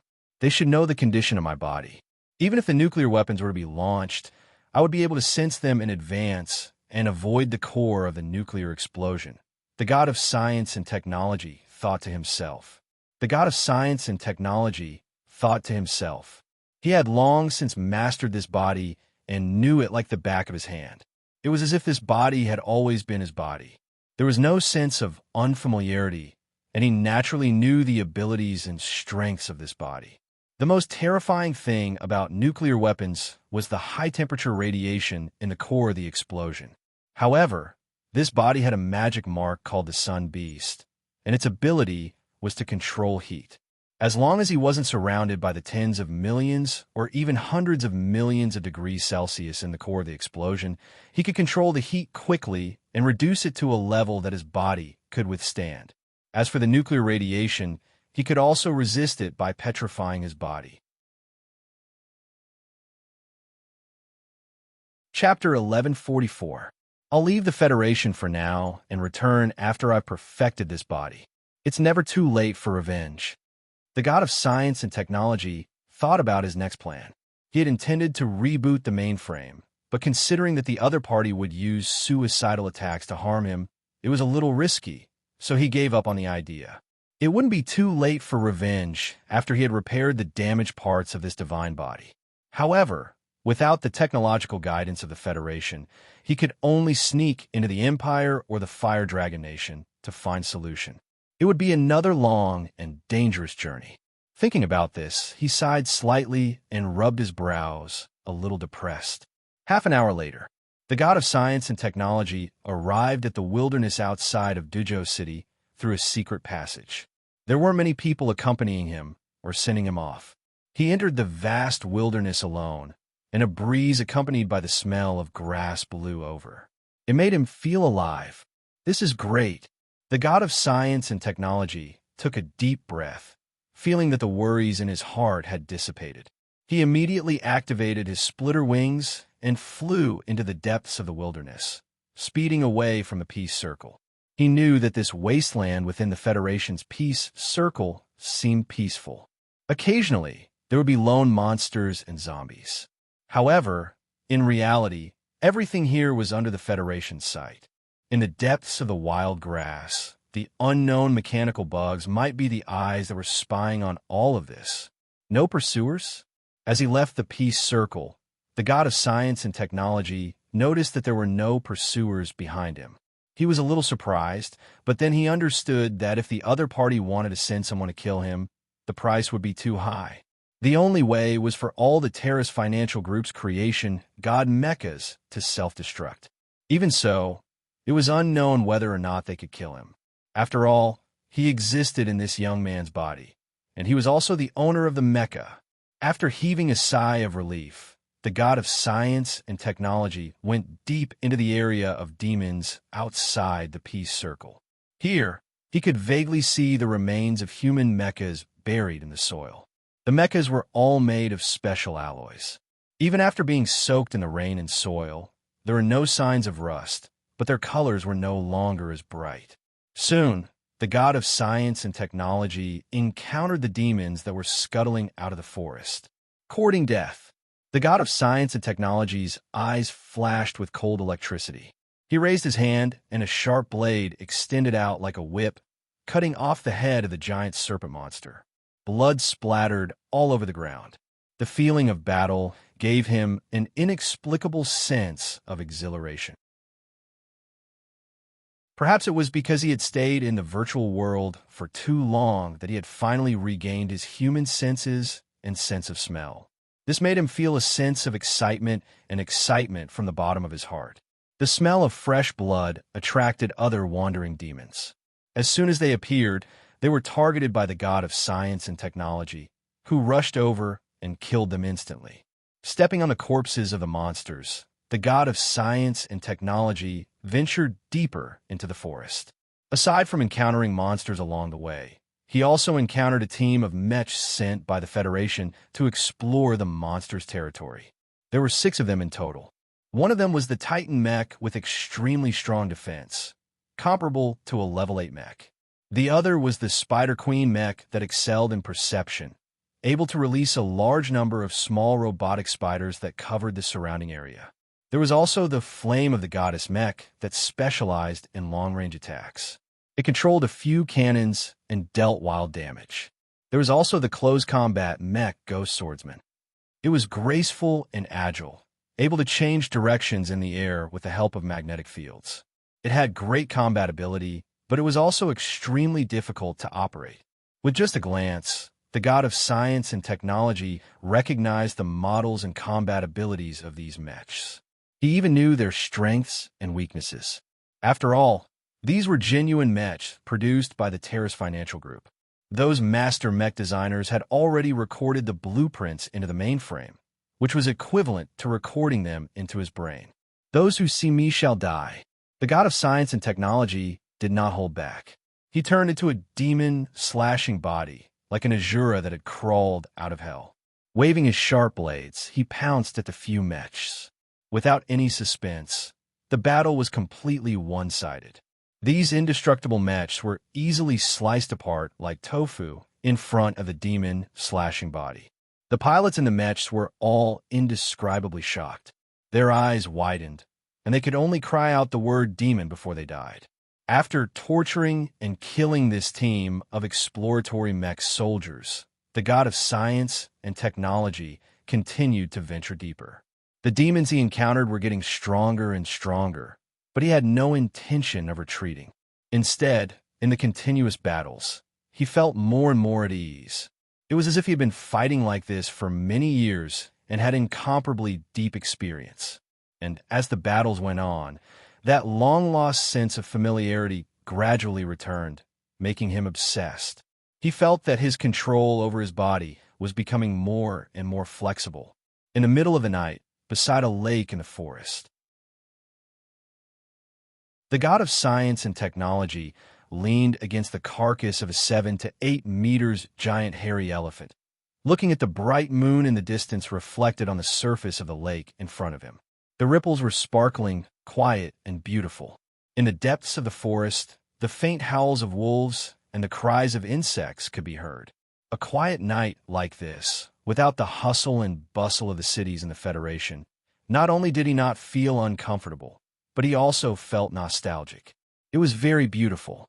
Just like that, he rested quietly, sat quietly, and thought quietly. He squinted his eyes, enjoying the peace at this moment. His gaze also unknowingly became extremely gentle. After an unknown amount of time, suddenly, he had a feeling in his heart. He wanted to pour out his heart, but just as he turned around and was about to speak, he suddenly froze. Beside him, there was only darkness and no one. Have you ever been this lonely? Do you also feel that someone is missing? Who is missing? The god of science and technology was slightly startled. He looked to his side, where the carcass of the hairy elephant extended. It was a pitch-black forest, but beside his body, there seemed to be someone existing. Who is it? He gradually frowned, feeling that there seemed to be some things in his mind that seemed to be broken, and he couldn't recall them no matter how hard he tried. However, he was not an impatient person, so he didn't feel annoyed. Instead, he closed his eyes and slowly sorted out his thoughts and memories.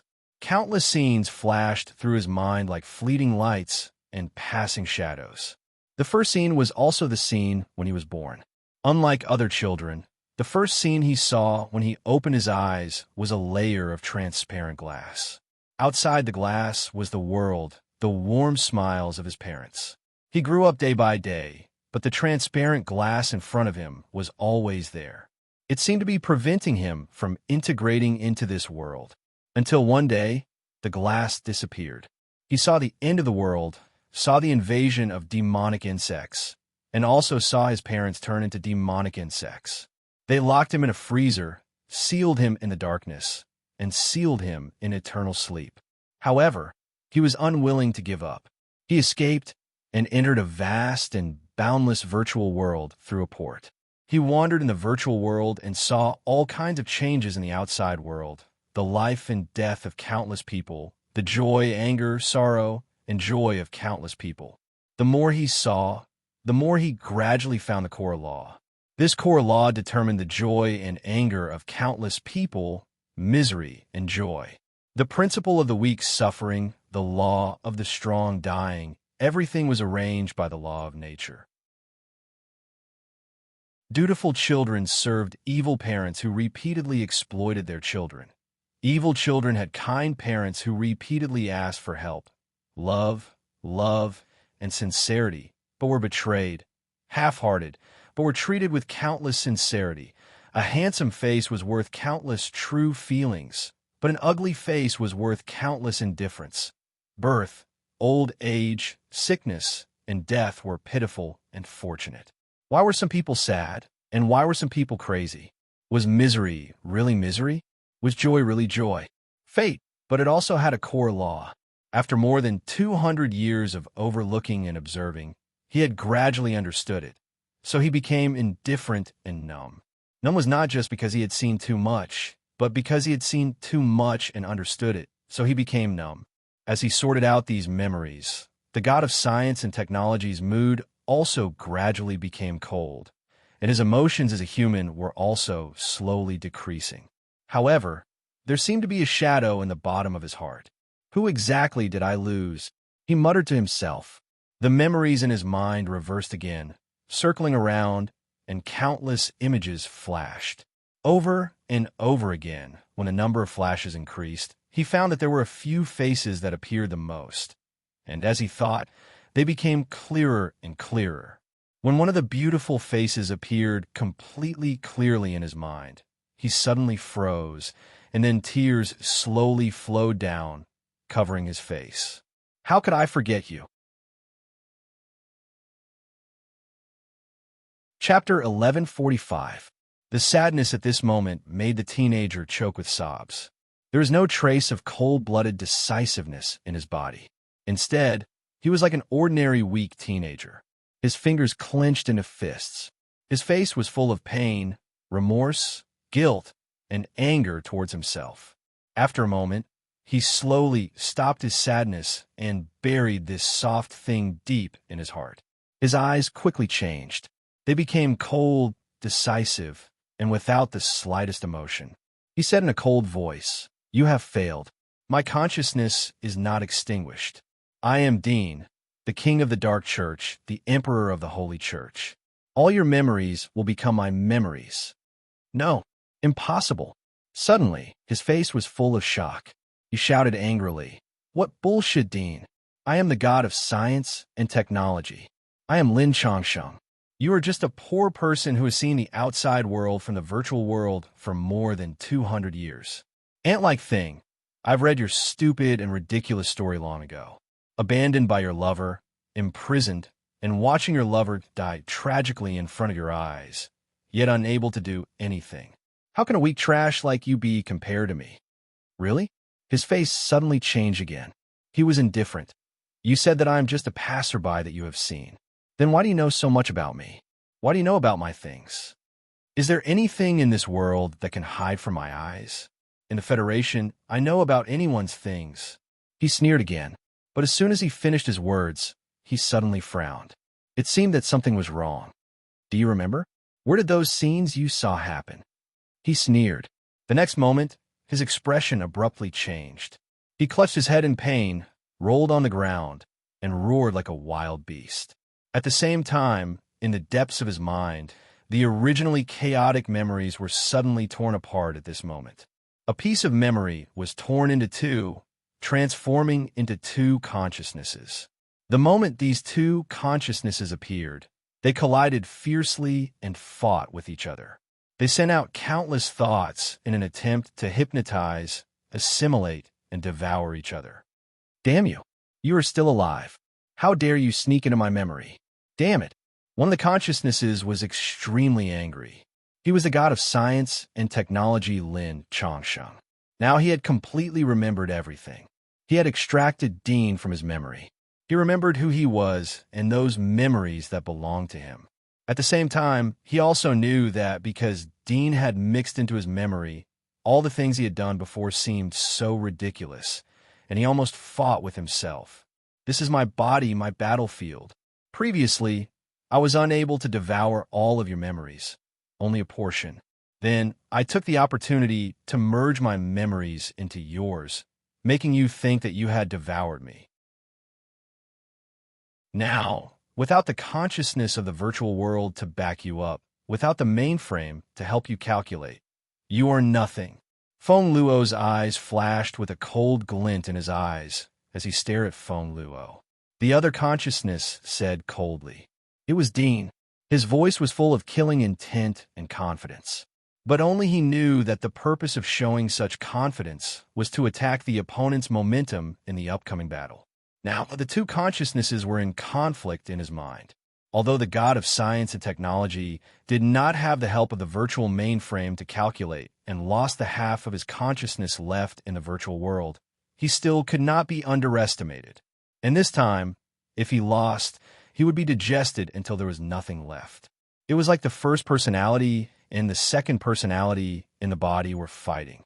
When the result was out, it meant that the body was cured. There would be no second personality, only one consciousness. Damn you! The god of science and technology was furious. He never thought that he would be forced to this point by an ant-like prey. When he removed Dean from his memory, he understood everything. He also knew the reasons why he fell into this situation. From the beginning, when Dean came to the Federation, the data of the physical examination was transmitted to the virtual world. He knew from the mainframe. In the virtual world, the mainframe was equivalent to his brain. Otherwise, he would not pay attention to the physical examination data of a border mecha operator. However, when he knew Dean's identity, he was ecstatic. He did not order people to capture him directly. Instead, he wanted to see what this ant wanted to do by sneaking into the Federation. Why would a divine fetus sneak into the Federation from the demon race? Didn't the Emperor know that the Federation was his territory? Dean lurked, disguised, killed, and did all kinds of things. Through these things, the god of science had a deeper understanding of Dean's character. He even guessed that Dean's purpose in coming to the Federation was to find a way to cure the Walking Dead. And the reason was probably to cure his relatives or lovers. Although this kind of kinship and love relationship was only a laughable consolation between humans in his eyes, he knew that these stubborn ants who could not see through the truth cared a lot about these things. If not for the Blood Moon, he would not have forcibly captured Dean so early. Because Dean was under his eyes and under his control from the beginning to the end, he did not care too much about Dean. He even allowed Dean to join the Randy Company. Even though he knew that doing so would expose some things, he did not care.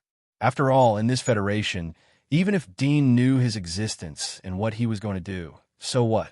Even if the Emperor of the Demon Race came, he would still be at his mercy. However, he didn't expect that the result would be like this. The reason was not because he was too arrogant or careless, but because he understood his own flaws. Dean had long been aware of this flaw, and this flaw had long been seen through by Dean.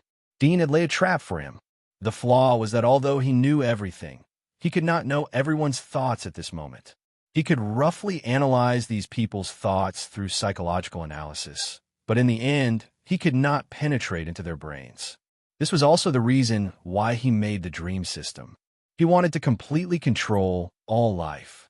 However, for the god of science, this was just a deepening of his desire to control. In his view, it was not a flaw. For example, if a human could not fly, would he regard it as his own flaw? Of course not. But at this moment, because of this, he suffered a loss and fell. Only then did he know how fatal this flaw was. Perhaps, before he had sent the Creator's armor to capture Dean, the latter had already been aware of his intentions. Even the escape and capture of Dean may have been planned by the other party, copying out a copy of the brain's memory and petrifying it.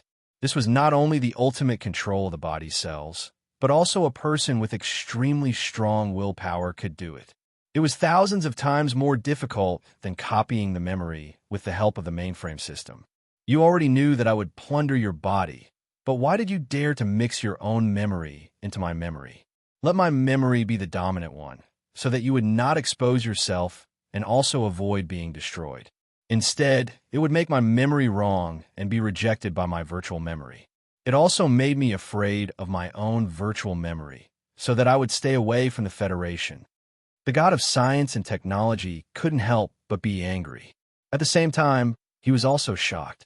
This was a terrible plan that was not inferior to his. The most important thing was that he couldn't figure out why the other party was so bold. It must be known that Dean had integrated his own memory into the god of science's memory and turned into a passerby character that the god of science had seen. This was likely to be completely fixed so that the god of science and technology would always think that it was just a passerby character that he had seen in his memory. I said that my willpower is thousands of times stronger than yours. I believe in my own existence. Even if it is just a passerby character in your memory, I believe that I am the protagonist. I am the real me. Dean's voice was incomparably cold and very cruel. The god of science and technology said angrily, "Fart, you're only in your 20s, but I've lived for more than 200 years. I've seen things that people who have lived for 2,000 years or even 20,000 years can't see. How can you compare to me? So what if you have lived for a long time? Do adults believe in themselves more than children? No." Dean sneered. "So what if you have seen more? It is because you have seen more that your self-awareness is weak. This is precisely your weakness. Not to mention me, even the average soldier's willpower is stronger than yours. You have used the Federation's mainframe and countless smart devices to monitor the entire Federation. You have seen countless people's joys and sorrows, life and death. Can you still distinguish who is who? Who are you? Who are you?" The god of science felt that Dean's words were like a sword that pierced his heart, making him angry. But soon he suddenly realized that the purpose of Dean's words was obviously to hit him. This meant that the other party didn't have the confidence to defeat him. "My consciousness is weak." Ridiculous. The god of science and technology calmed down after thinking it through. He sneered. "You don't understand how terrifying my willpower has been tempered for 200 years.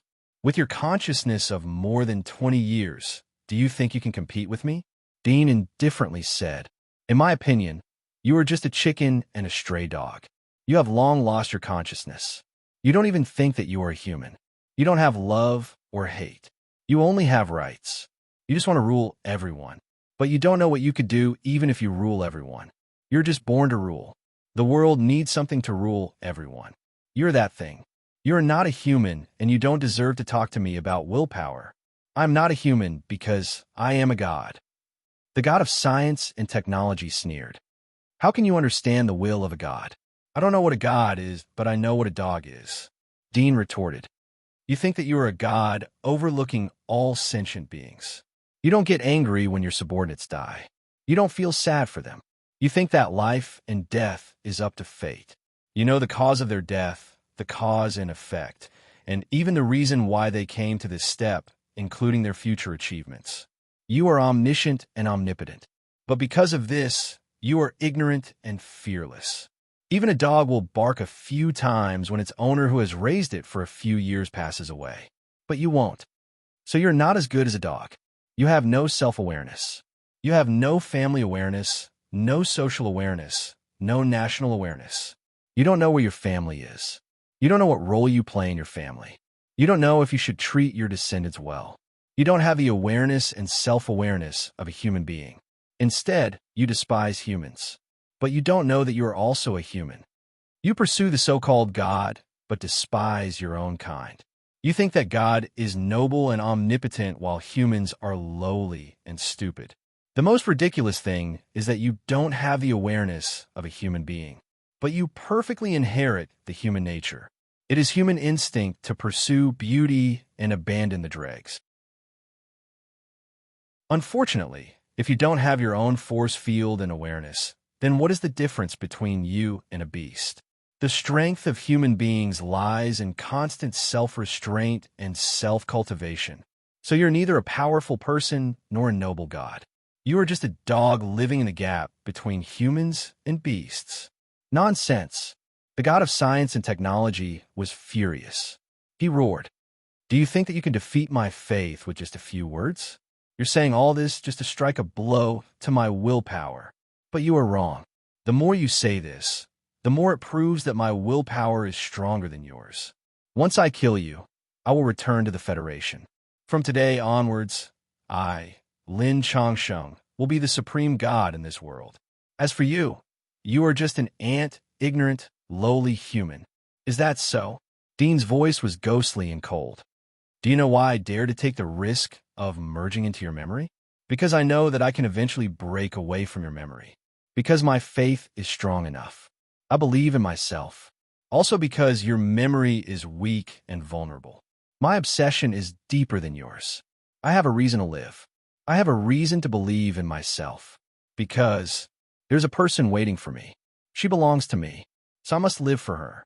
I must live with my will. Go to hell. The god of science and technology roared. His consciousness collided with Dean's. Countless memories collided with each other. They used their faith to attack each other. In an instant, countless hypnotic words were used to attack each other. They suppressed each other's arrogance and will. In the quiet forest, the howls of pain were especially loud. The suppressed howls of the wolves in the distance gradually disappeared. Only the mournful howls of pain were left. They were mixed with roars from time to time. The rustling of the leaves sounded like a gentle breeze, and a few green lanterns lit up in the darkness. When he slowly walked out of the forest, he discovered that it was a dire wolf that was 5 or 6 meters tall. It had a huge body and long fangs. Chapter 1147. On the way back, Dudian detoured from the original route and turned to another route. Moreover, this route was not the closest route to the city where the main computer of the Federation was located. Not many people know the location of the main computer of the Federation. The main computer is the life of the god of science and technology. It is not in the 4 main cities controlled by the consortiums, nor is it in the capital where the chairman of the Federation and the high-level members of the Federation live. It is hidden in a remote and desolate town. The environment of this small town is harsh, and there are very few residents. Most of them are robots. These robots are soldiers made by the god of science and technology. They are personally commanded by him. It is because of these robots and his invincible power in the virtual world that he is able to dominate the real world. Even the terrorist consortium is just his puppet and spokesperson. The other 3 consortiums are just his pawns.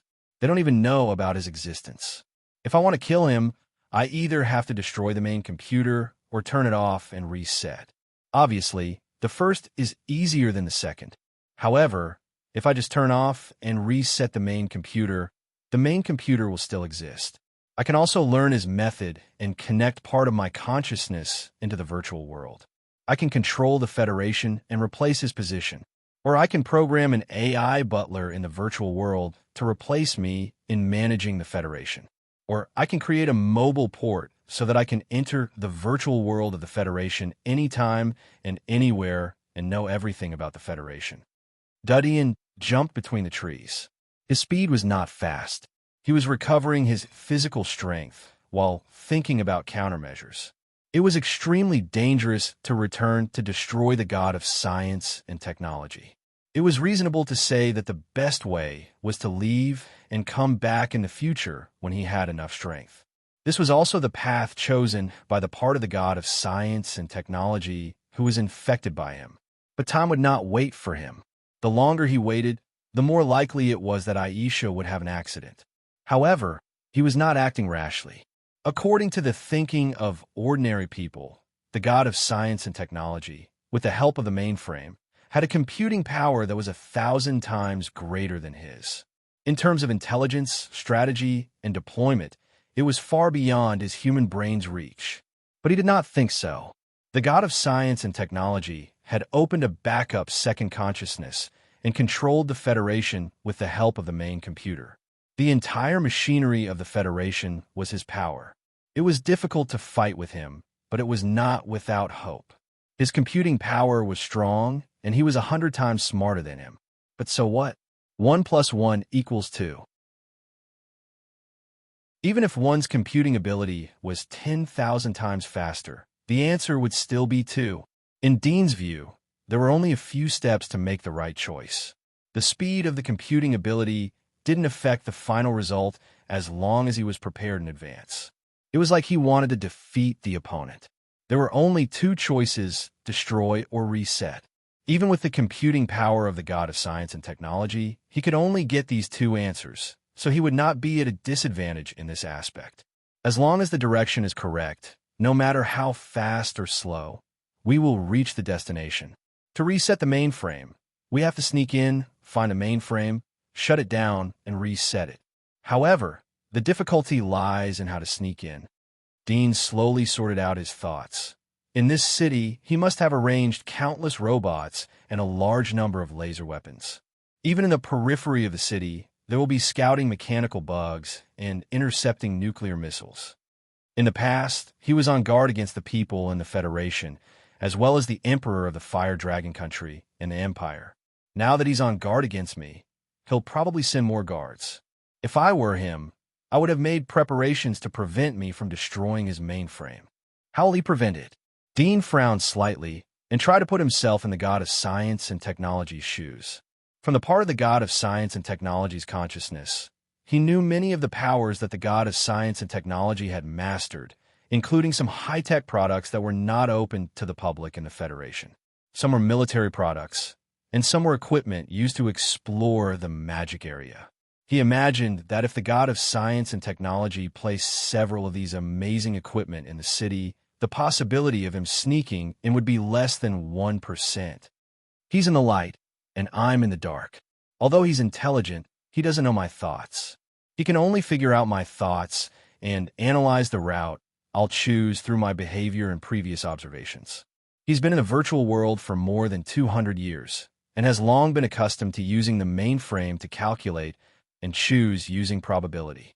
However, I can't rule out that this time he's serious and will think about the problem from another perspective. Dean felt that it was tricky. It was like attacking a seamless tortoise shell. The key was that the tortoise shell had thorns that could hurt him.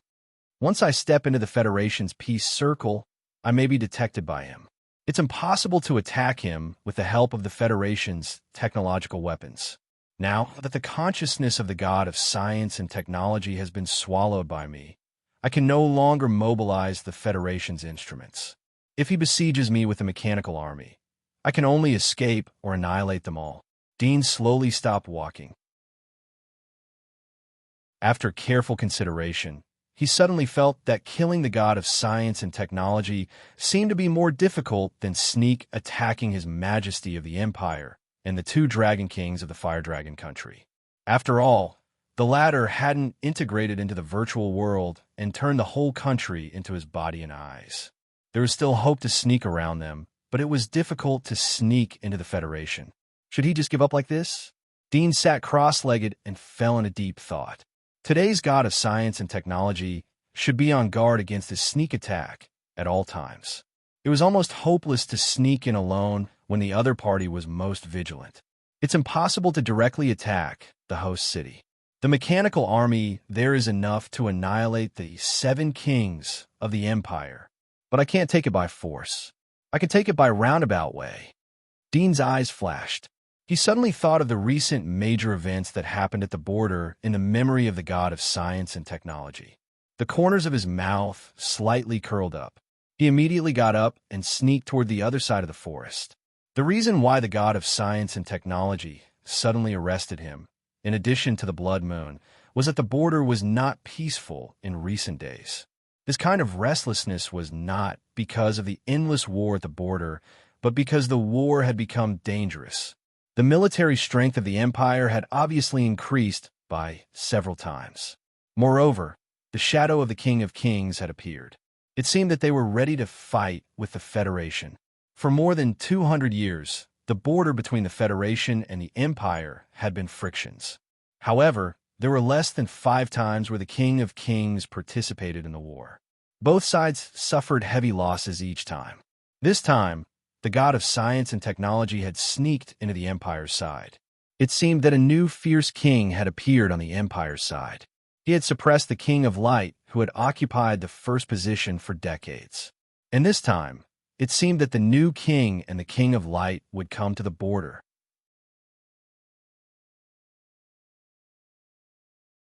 Chapter 1148. The moonlight paved the way, and the shadows of the forest scattered like the hair of a witch.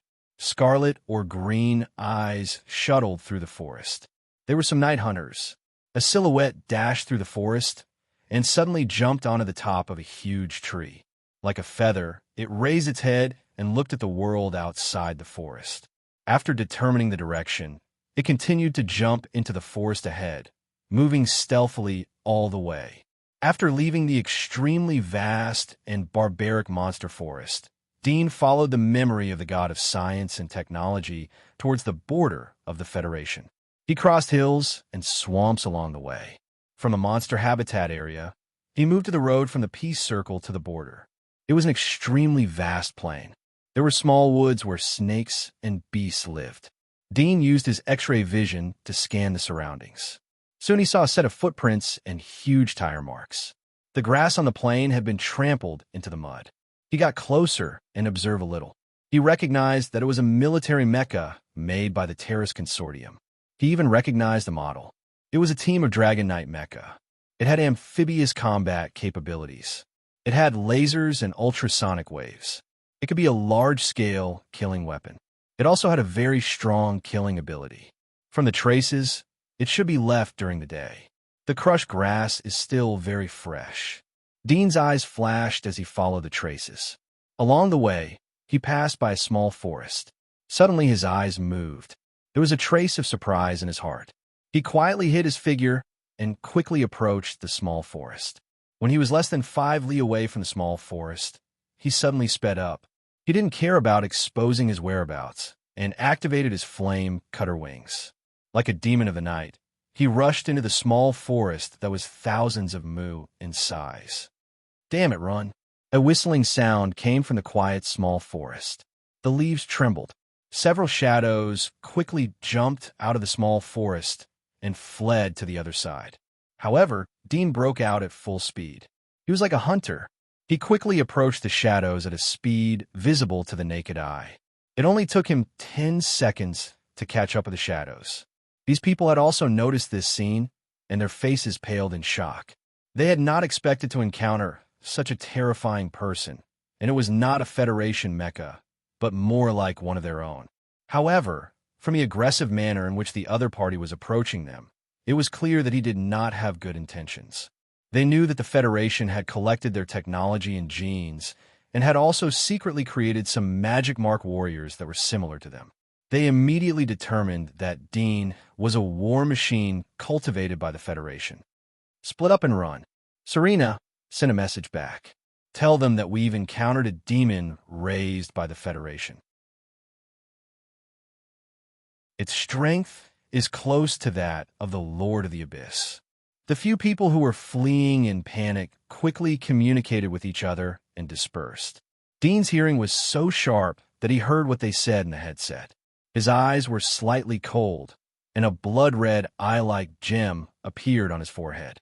For beams of light flashed in the darkness and disappeared into the dark night. The next moment, several miserable screams came from different directions in the grove at the same time. Whoosh! Dean did not look at the direction of the scream. He identified one of the blonde women and chased at full speed. Captain. The blonde woman heard a few screams coming from the headset, and her face turned pale with fright. However, she had received professional training after all. She only panicked for 2 seconds, and her eyes suddenly showed a resolute look. She no longer ran away, but stood still and quickly opened the combat system on her arm. Her fingers were like phantoms, and she quickly entered the information. At this point, she had given up on escaping. However, the news must be sent back. This was news that was enough to shock the Empire. The Federation could cultivate such a terrifying demon. Who knew how many they had created? Bang! Suddenly, a beam of light shot out and pierced through the blonde woman's arm. Even the metal plate on her arm was shattered. The golden-haired woman was stunned. She even forgot about the pain. In the next moment, when she felt the pain, it suddenly disappeared. An extremely cold aura rose up from behind her. It was as if a devil was staring at her from behind, emitting an incomparably terrifying aura. Her entire body stiffened and her heart trembled. She slowly turned around and saw a devil-like figure with sharp blades growing out of his arms and shoulders. With his back facing the moonlight, he coldly stared at her in the darkness. That pair of extremely cold eyes also shone in the darkness, looking straight into the depths of her heart, making her unable to forget it for the rest of her life. Empires, spy. Dean's eyes were indifferent as he looked down at the blonde woman. At this distance, the latter's life was completely in his hands. She could not even commit suicide. He could clearly see the other's body from the inside out, including the poison hidden in her lips and teeth. At this time, his attention was diverted to the direction of the other screams. He saw that his companions had been killed by the heat rays gathered by his sun beast. They were lying on the ground motionless, and their hearts had completely stopped beating.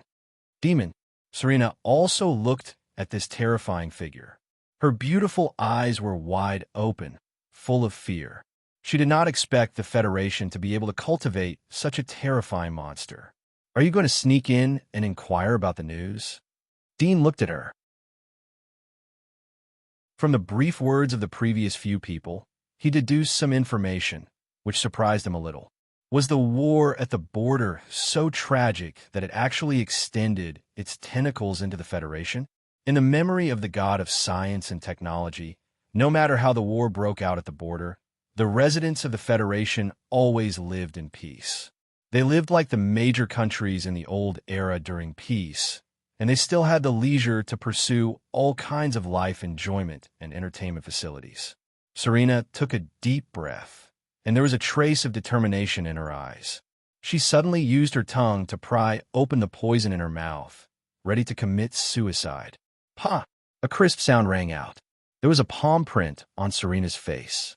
Her head tilted to the side, and the poison in her mouth flew out and fell on the soil beside her, stained with her saliva and blood. She was a little confused. She did not know how the other party saw through her thoughts. At the same time, she suddenly realized that she could not even commit suicide by poison. She might be extremely miserable next. Thinking of this, her eyes were full of despair. "Tell me the news at the border," Dean said coldly. Serena gritted her teeth. She thought of the smiling faces of her family and sister. Once she betrayed them, their gentle smiles would be torn apart by those cruel executioners. She clenched her teeth and said, "Kill me. Don't think of asking anything from me. I've received professional training. I will never reveal any information. Haven't you noticed that I'm from the Empire?" Dean said coldly. "I'm a general of the Empire, but I was captured by these trolls and used for experiments. I just escaped today and am about to go to the border." Serena was stunned, and then noticed that the language Dean spoke was the common language of the Empire. However, Dean's previous cruel means made her unable to believe it. She said skeptically, "Is that true? What's your name? I can use other field combat devices to check." "Are you kidding?" Dean sneered. "Who knows what your identity is? Are you a spy who sneaked into the Empire to join the trolls? Or are you a spy who was sent to the Empire by the trolls and came back to deliver information? If I give you the device, will you send a secret signal to your companions?" Serena was stunned and speechless. She did not expect that she would be counterattacked. However, she thought that Dean's words were reasonable, but she still had some doubts. "Pay attention to your current situation. It's easy for me to kill you. You better be honest." Dean lost his patience. Serena shook her head and said, "I can't say if I can't prove your identity." "Stupid." Dean spat out 2 words. 10 minutes later, there was a burst of hoarse screams. Serena was naked and tied up in the woods. Her body was covered with scars, burns, and lacerations. She was dripping with blood. Beside her spine, there was a sunken, bloody hole. That was where she had buried her magic marks, but now it was gone. Her magic marks had been torn off, and if they were not treated in time, she would almost certainly die. In the surrounding darkness, scarlet eyes slowly emerged. Monsters and snakes slowly approached. Serena, who was weak in consciousness, saw more despair in her eyes. She wanted to commit suicide but couldn't. Whoosh!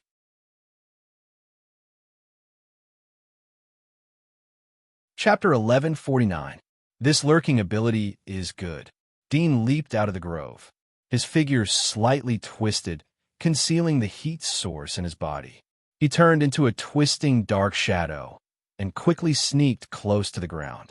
An ordinary perception-type magic mark warrior might not be able to detect him. The ability to incarnate into a dark shadow was a new magic mark ability that he had just acquired.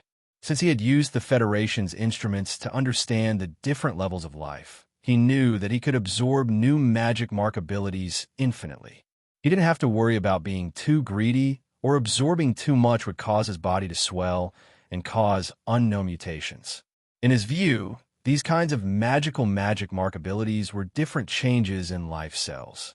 When life evolved beyond the level of the king, it would naturally be mastered.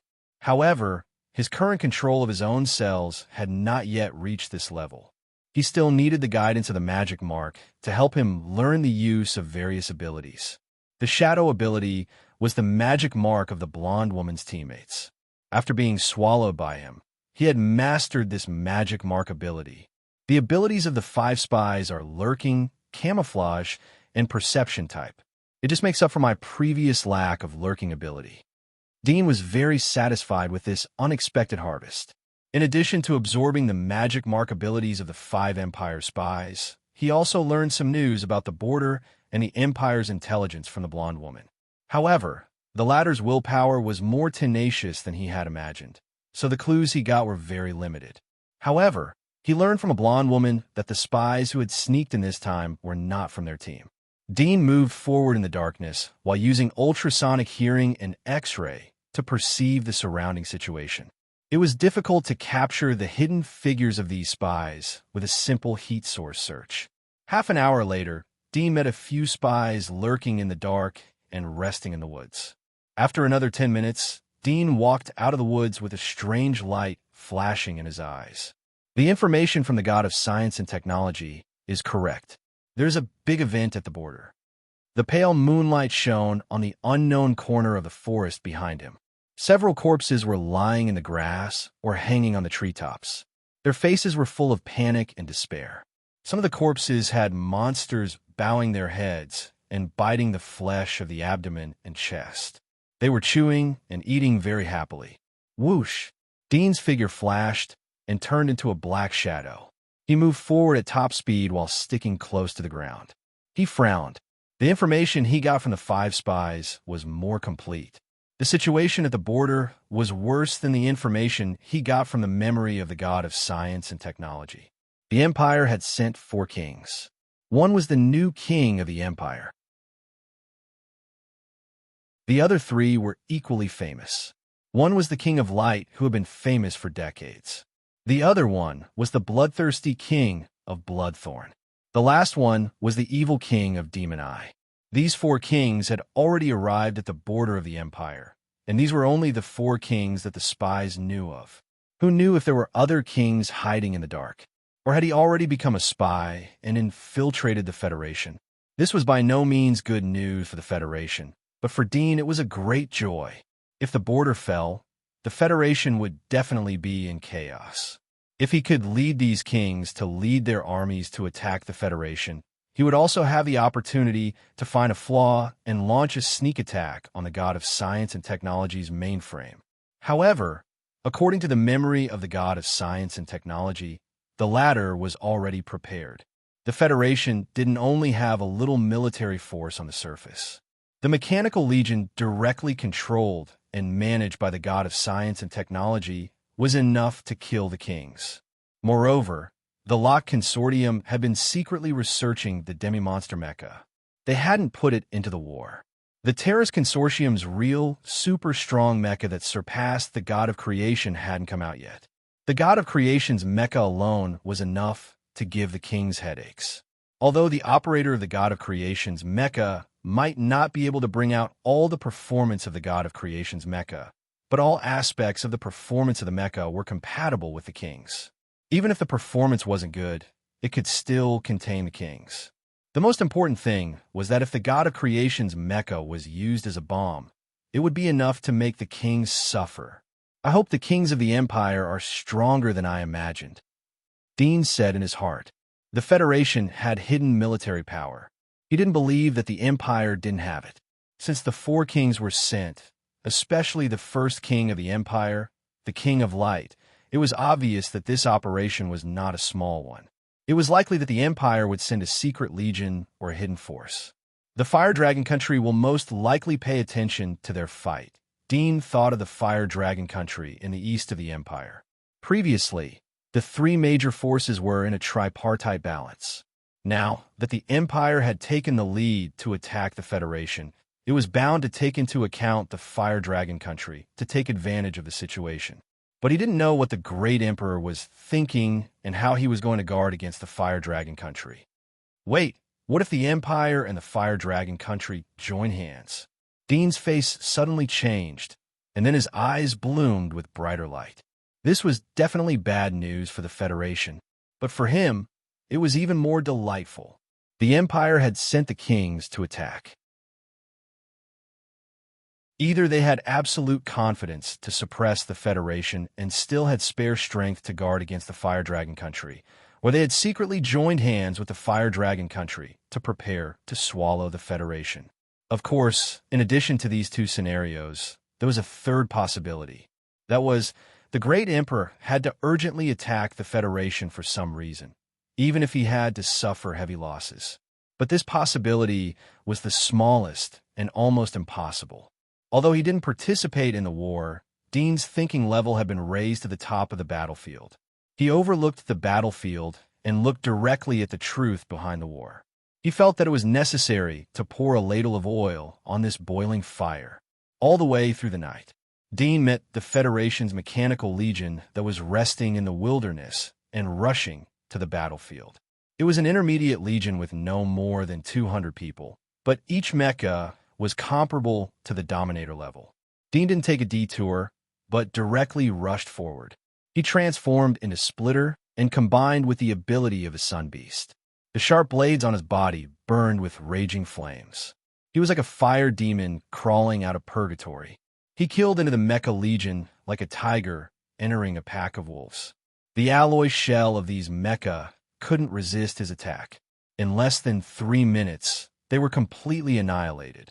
They only had time to send out a distress signal. After destroying the Mecha Legion that was supporting the battlefield, Dean quickly left and disappeared. He knew that the distress signal would be passed to the ears of the nearby Mecha Legions. It would also be seen by the god of science and technology who had extended his tentacles to all the instruments. With the intelligence of the god of science and technology, he would definitely know that it was done by him at first glance. And with the character of the god of science and technology, he would probably think that Dean deliberately exposed his position to make people mistakenly think that he had escaped from the Federation. In fact, he turned around and quietly sneaked back to the Federation. If he knows the news, he should strengthen the defense of the host city. In this way, he won't care so much about the battlefield. At most, he will directly use nuclear weapons. As for the Mecha Legion, he probably won't easily send it. Dean's eyes flashed. This was the result he wanted to see. Once the Mecha Legion of the god of science and technology was sent out, it would at least be comparable to the combat power of 2 king-level masters. If the other side didn't care about the cost, it would be enough to kill all 4 king-level masters. If I'm included, the Federation should have to face 5 king-level masters. Dean slightly narrowed his eyes and disappeared into the night. Dean met another wave of spies at full speed throughout the night. He still used torture and obliteration to solve them. Then he took out the magic marks and swallowed them to master new magic mark abilities. In just one night, he had learned 15 new magic mark abilities. However, many of these magic mark abilities were similar and some abilities were weaker. They might not be useful in a head-on battle. However, this was not a problem for him. In his view, these magic mark abilities were just a way to help him understand and learn genetic changes. The more he absorbed, the deeper his understanding of life and the faster he mastered them.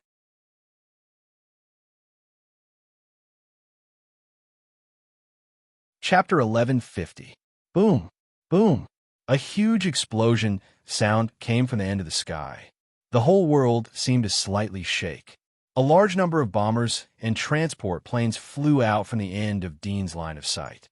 There were like tens of thousands of black crows in the woods. The engines roared as they carried gunpowder to the front line of the battlefield. The sky had just turned bright, but the battle didn't stop.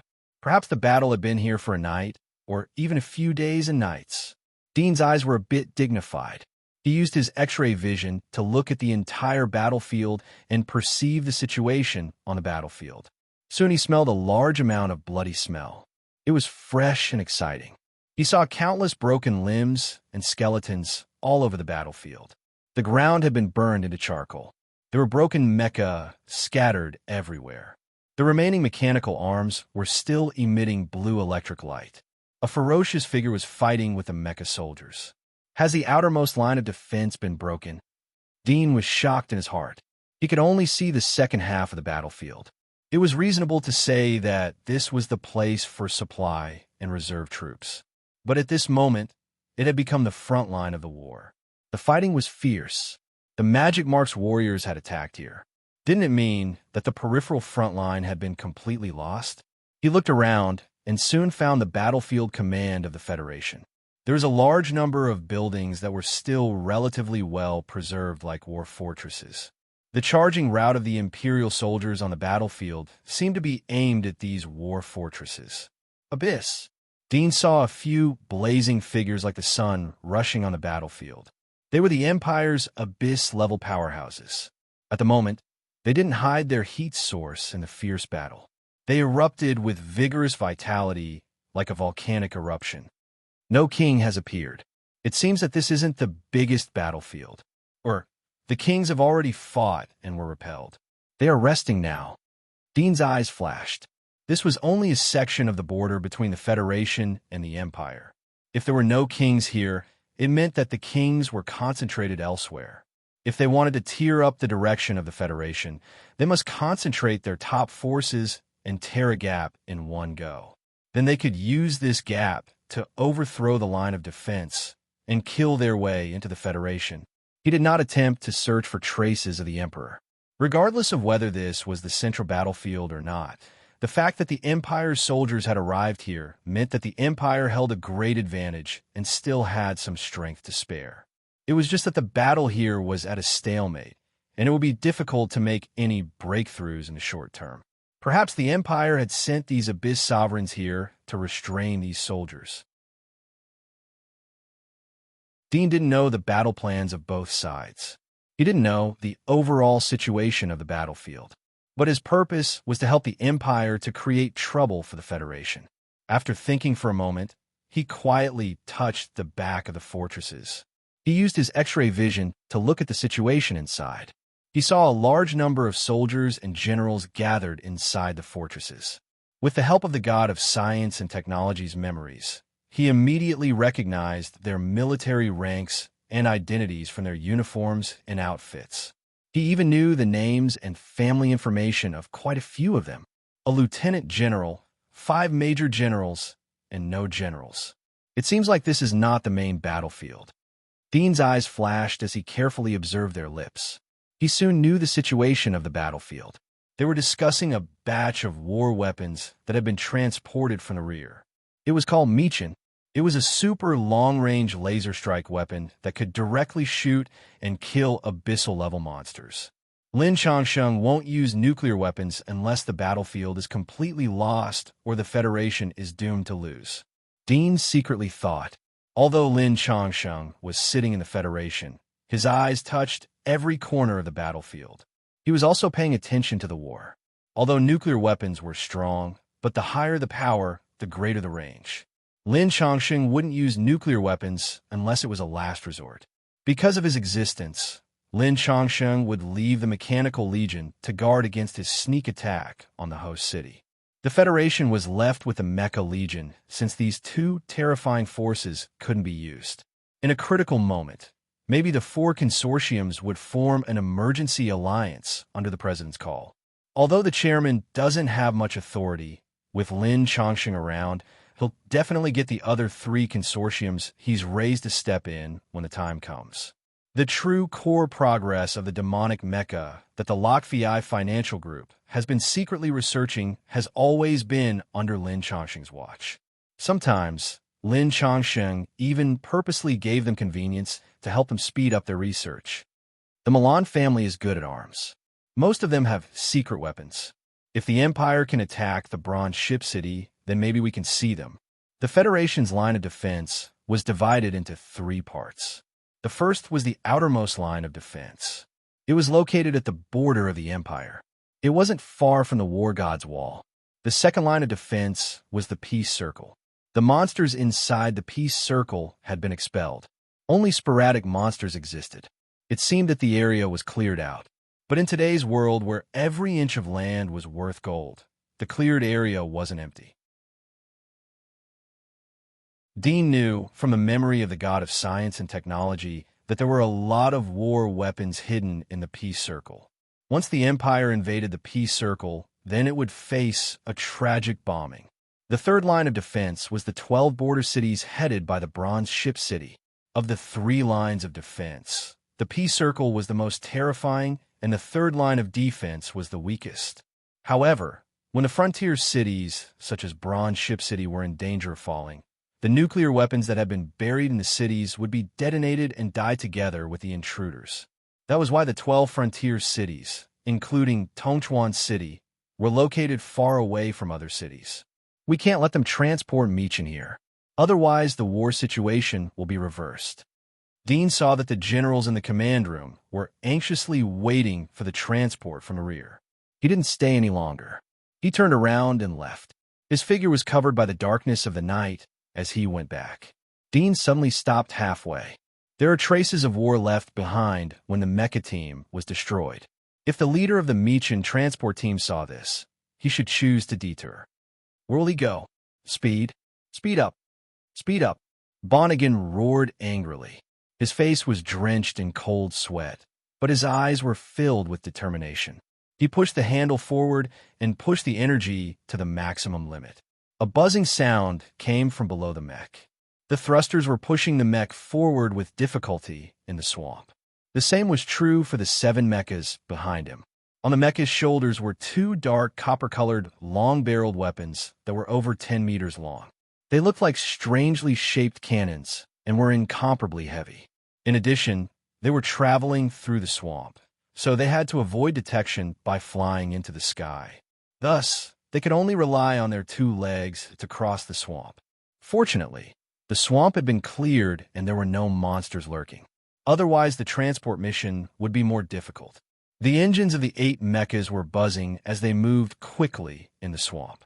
The muddy water splashed on the joints of the mechas as if they were made of mud. Suddenly, the front mecha stepped into the deep swamp. The more than 10 meters tall mecha sank in a half of its body. The people behind suddenly exclaimed and came forward to pull it. Not good. It's too heavy. I'm sinking too. Soon, the second person who pulled the mecha discovered the desperate scene. Damn it. Bonnigan's expression was ugly.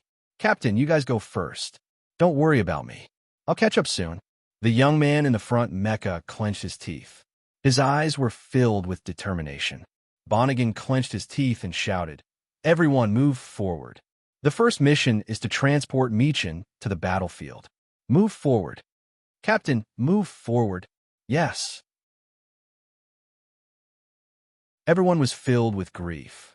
They turned into strength and moved forward even harder. Not long after, Bonnigan's cockpit suddenly turned red. The red lights flashed continuously. At the same time, the intelligent voice of the system said, "Danger approaching. Please take cover. Activate concealment device." The notification repeated again and again. Bonnigan's expression changed. His heart sank. The system had told him to take cover. This meant that it had detected the creature's data. It was more than double the mecha's performance. That was why this notification appeared. Is it a monster? Is it a demon? Bonnigan looked up and saw a figure covered in sharp blades like a demon flying out from the dawn. It was like an angel that had fallen into hell. Its shadow completely covered the dawn.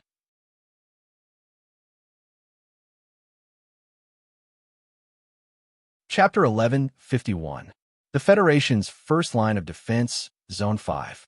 The battle preparation area responsible for supply had turned into a purgatory battlefield. Mechas and demons were fighting each other, and wreckage was everywhere.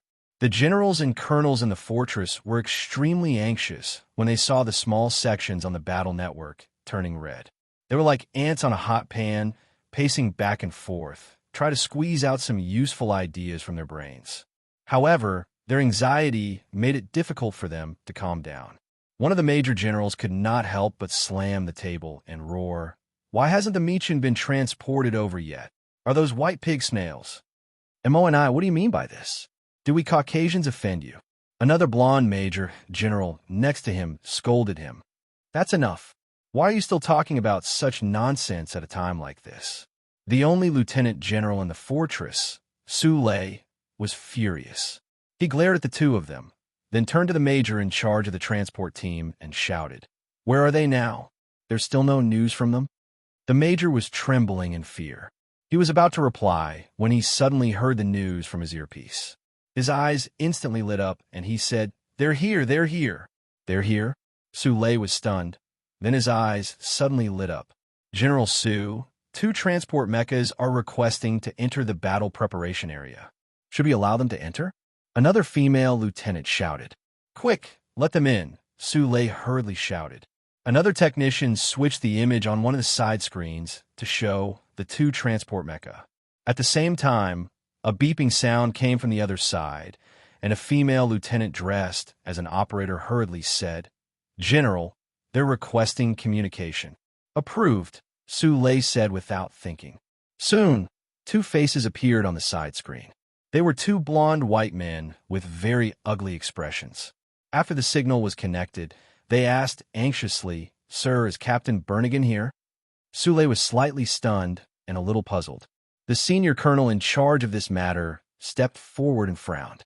"Isn't Bernigan in charge of transporting the Meechin? You guys didn't come with him?" Hearing this, the 2 men's expressions changed. One of them gritted his teeth and said, "Something happened." Everyone's heart skipped a beat when they saw the change in their expressions. They had a bad feeling about this. "What's going on?" Manny, who had fired the racial bomb earlier, shouted as he suppressed his anger. "Sir, we saw the wreckage of the White Lion Mech Corps on the way here. Judging from the situation, they must have been attacked by the enemy. Some demons have infiltrated the peace circle and know our military route. Judging from the traces of battle, the demons who infiltrated are very ferocious. They're at least at the 10th rank. Both of their faces were covered in cold sweat." One of them quickly said, after Captain Bernigan discovered this, he was worried that the enemy would continue to lay an ambush ahead, so he changed the route. Furthermore, he dismantled the energy source of Meechin and transported it separately. "We transported the energy source through the air with the goal of attracting the demons. The other energy source was transported from another land route. Captain Bernigan led the others to transport Meechin through the most covert route. I tried to contact them just now, but I realized that I've lost signal. If they didn't come here, I'm afraid." The command center immediately fell silent. Not a sound could be heard. Everyone felt a chill slowly rising from the soles of their feet to their backs. In the end, all the hair on their bodies stood on end. Even a small technician present was an elite who had stood out from the competition. They instantly thought of something even more terrifying. However, without Meechin, how were they going to turn the situation around? Ask the federal base to send it over again? It was too late. Sule seemed to have been petrified. After a long time, he finally reacted. He took a deep breath and forced himself to calm down. "Send someone to support them immediately. Maybe there's still hope." "Yes, sir." The others also came back to their senses and quickly responded. However, there was an aura of sorrow and despair in the air that could not be dispersed. At the edge of the battlefield, a devil man who had transformed into a spider was fighting with a Dragon Knight mecha. This Dragon Knight mecha's combat power was comparable to that of an Inner Desolate. Among mechas of the same grade, its defense was one of the best, and its performance in all aspects was extremely balanced. It was equipped with both a laser gun for shooting and a laser gun in the style of an ancient cold weapon that could even pierce the carapace of an abyssal demon. However, The devilman's movements were very agile. The spider legs that had mutated under its armpits and thighs propelled its body as fast as a shadow. Moreover, there was a blood-red vertical pupil on the devilman's forehead. There were black patterns like spider webs in the vertical pupil, making its vision even more sensitive. It could slow down the speed of dynamic objects. Objects that were twice the speed of sound could be slowed down to a speed of 100 meters per second. The devilman's agile movements and extreme dynamic pupil allowed this devilman to deal with the Dragon Knight mecha with ease. Soon, the devilman used the spider silk secreted under its spider legs to wrap the Dragon Knight mecha's entire body, forming a giant cocoon. The Dragon Knight mecha's wide open laser gun could not move at all. Its mechanical arm was tightly bound, and even its joints were stuck. It was about to become the devilman's prey. In this moment of despair, the young mecha operator in the Dragon Knight mecha revealed a crazed look in his eyes. He raised the self-destruct button and slammed it down. Instantly, the entire cockpit flashed with red light. Die together, you damned devilman. A hysterical roar resounded in the cockpit. However, the next moment, the roar came to an abrupt end. A black light flashed, and the entire Dragon Knight mecha exploded and split into two halves. The devilman, who was sitting on top of the mecha, felt that victory was in his grasp. His pupils shrank, and the blood-red vertical pupil on his forehead shrank to the extreme in an instant. Countless dense black webs appeared and occupied the entire pupil. Then, he saw a devil-like figure floating in front of him. Its whole body was covered with sharp blades, as if bone spurs were growing out of its body. It was like a ferocious sword armor. It's one of us. The devilman breathed a sigh of relief after recovering from the shock. At this moment, a sharp blade popped out from Dean's body and pierced through the devilman's shoulder blade. After piercing through, the tip of the blade suddenly bent and turned into a barb. It buckled the devilman's body and pulled him in front of Dean. Dean raised his hand and clutched the devilman's throat, as if the devilman had taken the initiative to let him hold it. You! The devilman's eyes widened, his face full of horror and puzzlement. Dean's figure flashed. He turned around and quickly rushed out of the battlefield. After leaving the battlefield, he turned into a ghost-like shadow and sneaked along the ground until he appeared on a hillside 20 miles away. He turned around. He could still see the battlefield from here, but he could not see clearly. Where are the kings? Dean threw the devilman to the ground and asked indifferently.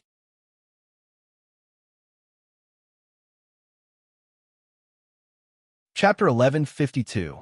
Are you looking for the king? Who are you? The spider devil was bewildered. He felt that Dean's identity was strange. A sharp blade extended from Dean's hand and rested on the spider devil's neck. Dean indifferently said, "You don't have the qualification to ask questions. Answer whatever I ask or die." The spider devil's body trembled. He hesitated a little and then surrendered. This place was far away from the battlefield, and there was no monitoring. Even if he leaked the secret, no one would know. Dean was slightly surprised to see him choose to betray so quickly, but then he was relieved. This spider devil was just a member of the border soldiers. He was not a spy who had undergone rigorous training to sneak into the Federation. It was normal that his loyalty was not so high. Moreover, most of the soldiers of the Empire had experienced wilderness hunting, so they cherished their lives more. Everything else could be abandoned as long as life was above all else. 10 minutes later, Dean left the place, leaving only the corpse of the spider devil behind. Although the latter readily surrendered, Dean still killed him after asking questions. It was not that he was afraid that the latter would go back and leak the secret, but the magic marks on the latter's body made him a little interested. This magic mark is called Poison Queen. It's a bit similar to the ability of the Black Weaver. But after the mutation of the Black Weaver, it will become the Dream Nurturer. If I can get the magic mark of the Dream Nurturer, then I won't have to waste time interrogating him. I can just read his memories directly. Dean turned into a dark shadow, but under the shadow, there were spider-like tentacles. These tentacles were not spider legs, but forked shadows.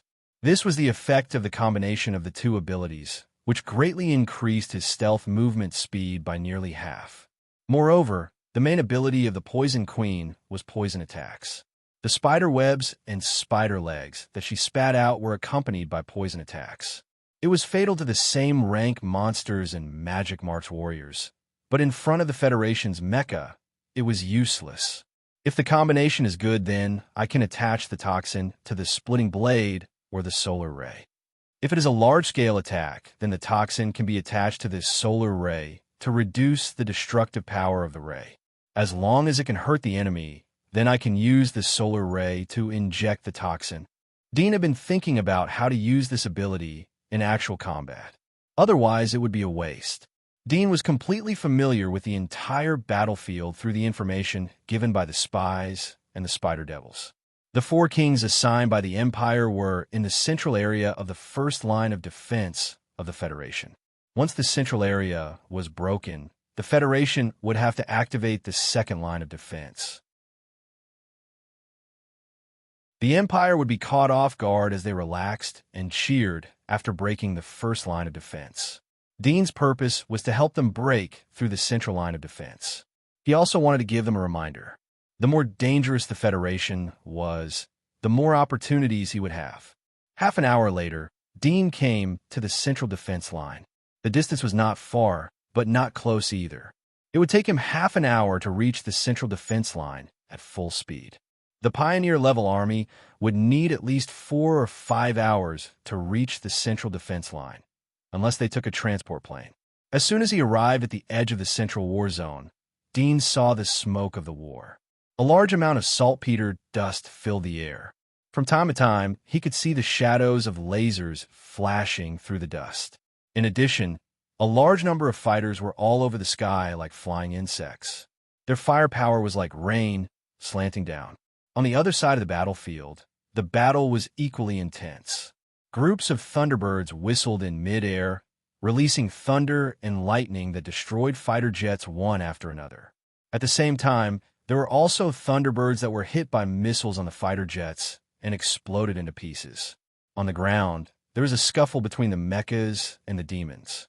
Dozens of powerful figures whistled in the air and fought with more than a dozen Athena mechas. Each Athena mecha was rated 4 stars and had performance comparable to the Lord of the Abyss. Although they weren't as flexible and experienced as the real Lord of the Abyss, they were enough to crush the upper abyss below the Lord of the Abyss. Dean hid in the grass and narrowed his golden eyes in the black shadow. He looked at the chaotic battlefield. Every minute and second, a large number of people died. A large number of fighters crashed. Similarly, many dominators in Abyss were killed by missiles and lasers. The battlefield affected half of the city, but it was still very crowded. It was the first time for Dean to see a war of such scale. Compared to this place, the previous war in the peripheral defense line seemed insignificant. It was like a fight between divisions. But here, it was like the end of the world. He saw 3 Abyss-level heat sources fall on the battlefield in 10 breaths. Soldiers with ordinary physiques couldn't step into this war. Even especially trained special forces couldn't. The vibration of the explosions was enough to tear their eardrums and make them dizzy. The Federation's artillery was wilder than Dean had imagined.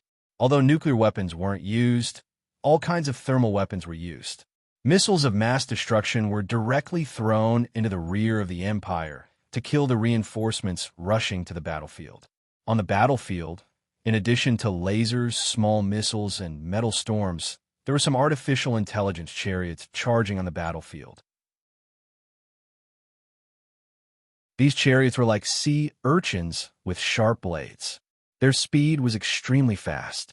They directly plowed a bloody ditch into the army of the Empire. In addition, there were 7 or 8 football-sized metal balls floating in the battlefield. They were suspended in the air.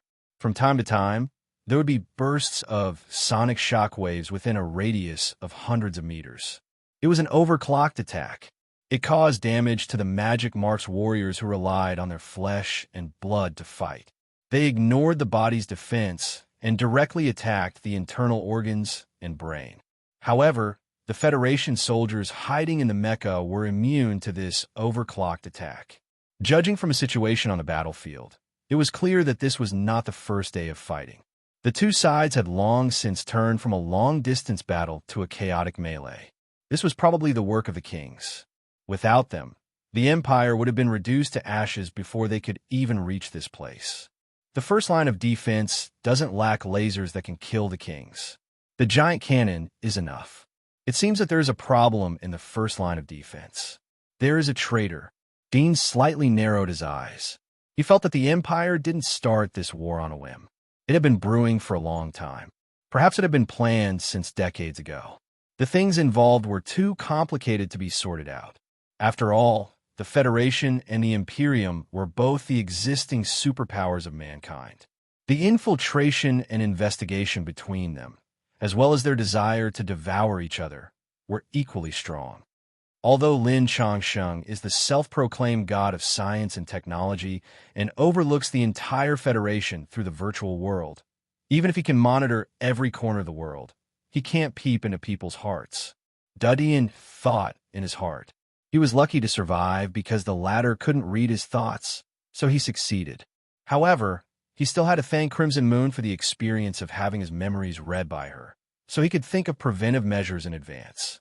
Otherwise, he wouldn't have had time to think about defense and counterattack. While Dean was thinking, there was suddenly a huge roar on the battlefield. Dean was alarmed.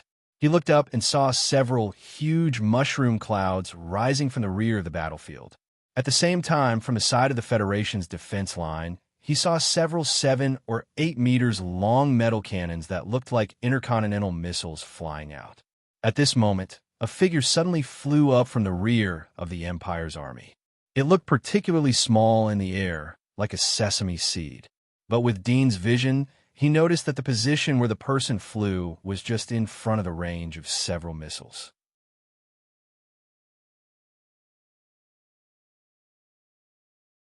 Chapter 11:53. The Bloodthorn Monarch's appearance instantly alerted many of the Abyssal powerhouses and Athena's mechas on the battlefield. The Athena mechas, in particular, sounded their alarms the moment the Bloodthorn Monarch appeared, notifying them that they had sensed life force energy surpassing their peak and telling them to retreat. It's this damn thing again. The Bloodthorn Sovereign King looked at the incoming missiles, his pale face a little gloomy. He suddenly raised his hand and pointed. Sharp spikes rapidly grew on his pale but powerful finger. These spikes rapidly grew and turned into blood-colored vines. Messy spikes protruded from the vines, and the spikes quickly grew again, turning into even thicker vines. In the blink of an eye, his fingers and his arm had turned into a fluffy, gigantic ball of bloody thorns that was 100 meters in diameter. It was extremely eye-catching in midair. What was even more unbelievable was that the cluster of bloody thorns that had been loosened was merely the mutation of one of his arms. Dean, who saw this scene through his X-ray vision, widened his eyes in shock. He couldn't believe his eyes. Humans were made of flesh and blood. Even if they transformed into a demonic body, they would still be a smaller version of a demonic body. At most, they would be 4 or 5 meters in size. Even 6 or 7 meters would be the limit.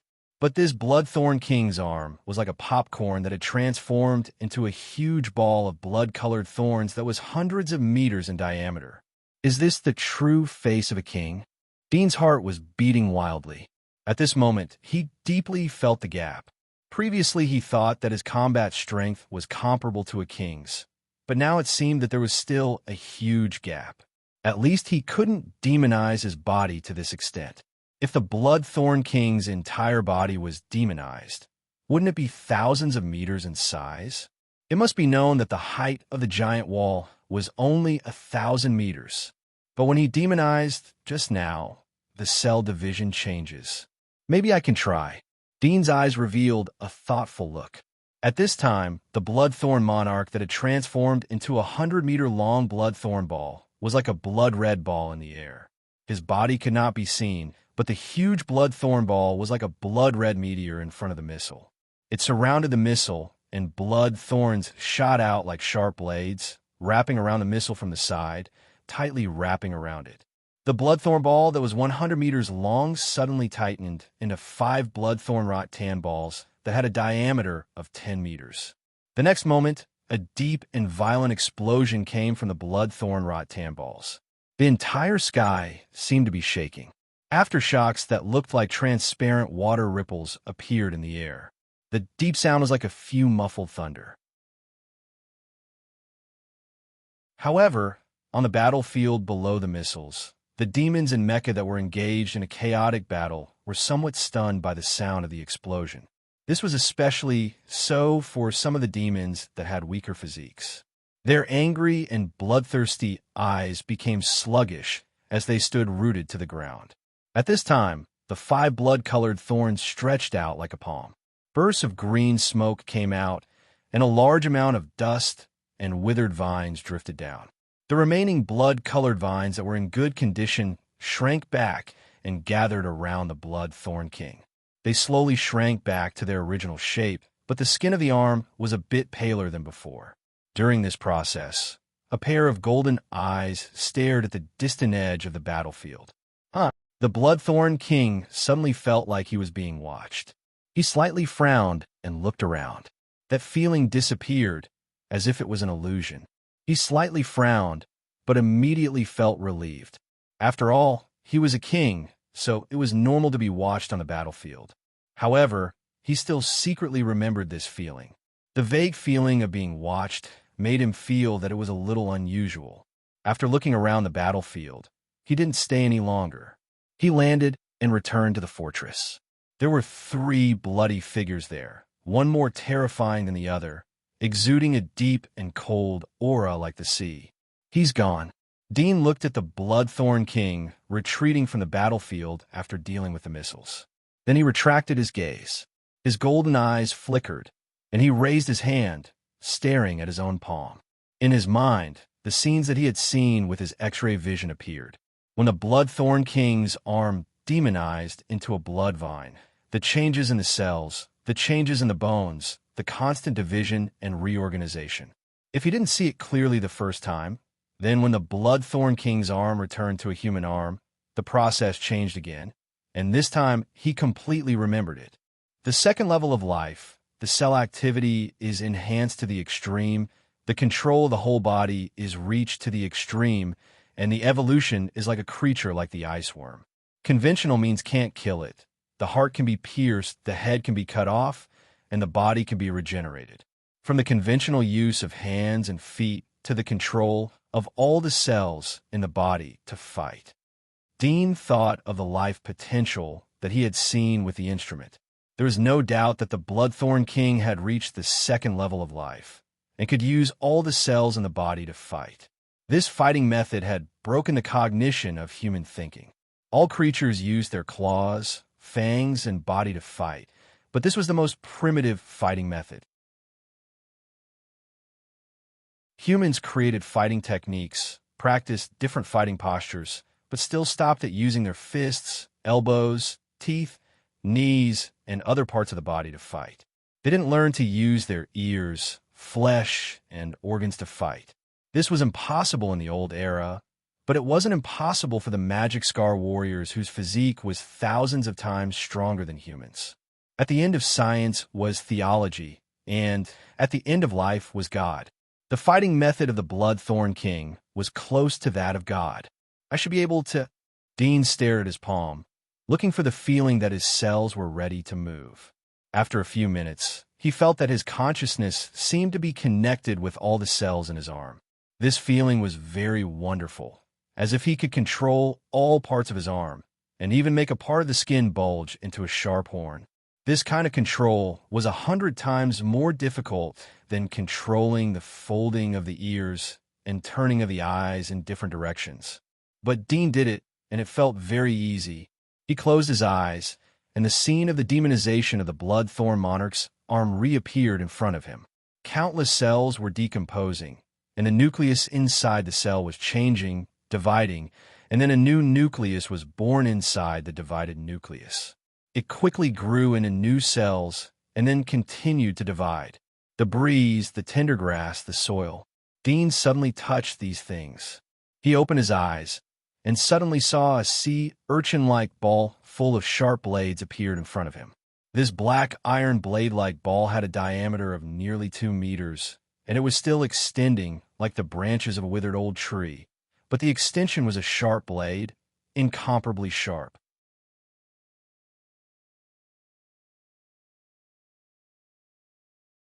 Chapter 1154. I did it. Dean was surprised and happy to see this horrible scene. If it was an average person who saw their body turn into such a horrible appearance, they would have fainted long ago.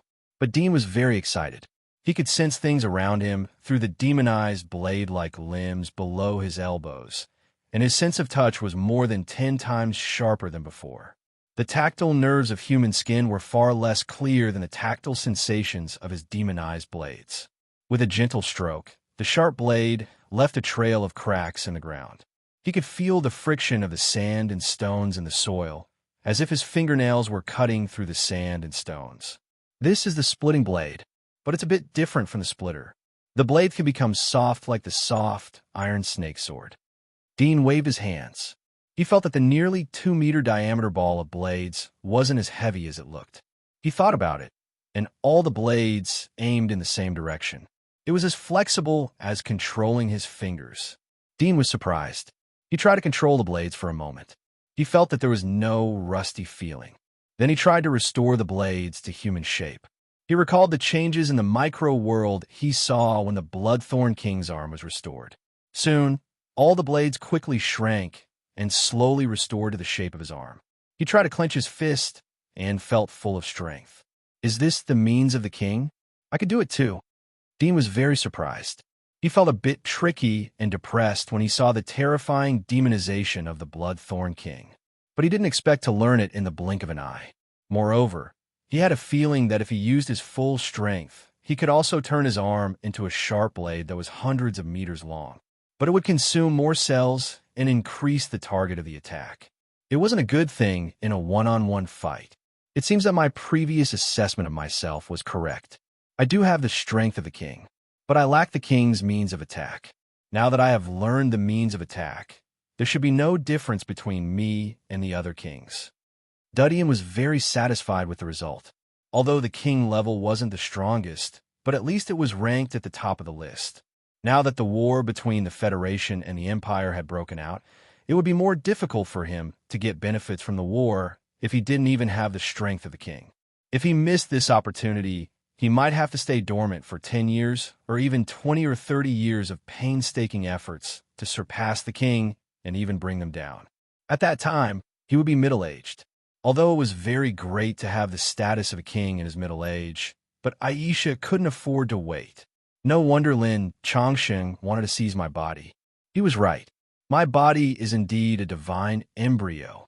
In other words, I have broken the barrier in my body. I can continue to evolve. Moreover, I have the possibility to evolve into a god. Dean's eyes sparkled. This was his capital and his biggest card. Although he was not the only one in the world, there were not many of them. Dean tried to use the other hand to demonize. Soon, the other arm also demonized into a blade with a diameter of several meters.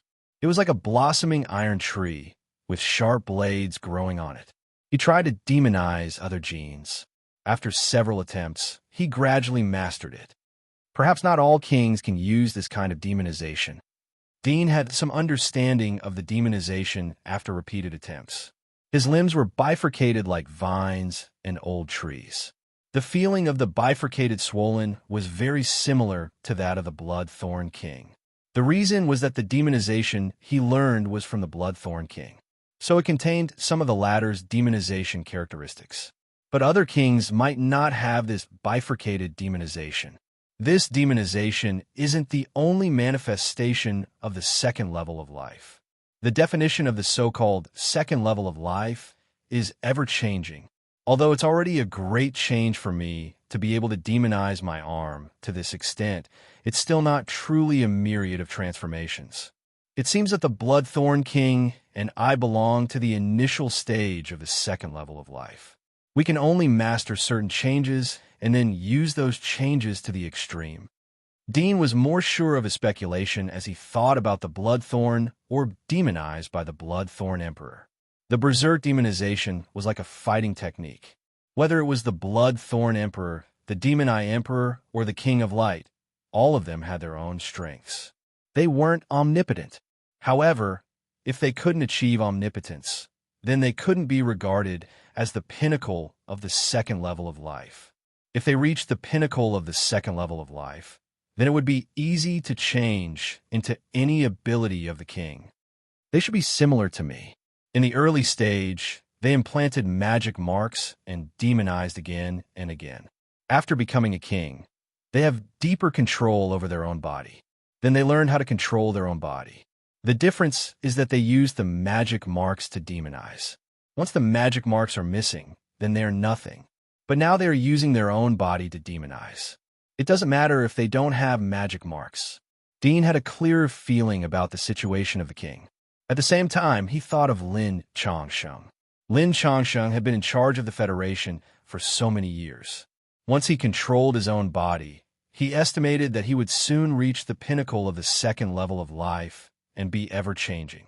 Thinking of this, his heart suddenly sank as he thought of something else. Lin Changsheng knew how to become a god, but he couldn't solve the problem of the heart. Could it be that I can't do without this heart? Golden light flashed in Du Dian's eyes as he looked down at his chest. There was a golden heart that was beating slightly behind the layers of blood membrane. There was a humanoid outline inside the heart. His eyes suddenly became gloomy. He tried to control the flesh and blood around the heart to condense into a human heart.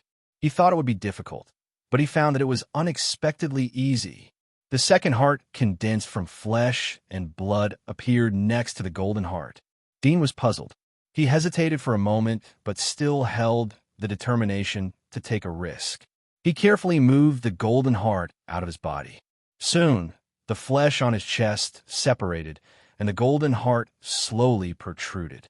Dean transferred all the cardiovascular and other tissues in his body to the human heart that he had condensed.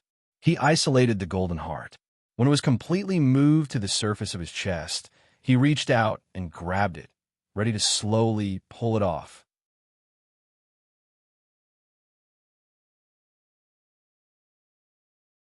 Chapter 1155. The throbbing golden heart was held by Dean. It felt sticky to the touch, and a strange expression flashed across his face. He tried to slowly pull it off. However, as soon as the heart was pulled, he felt a heart-wrenching pain.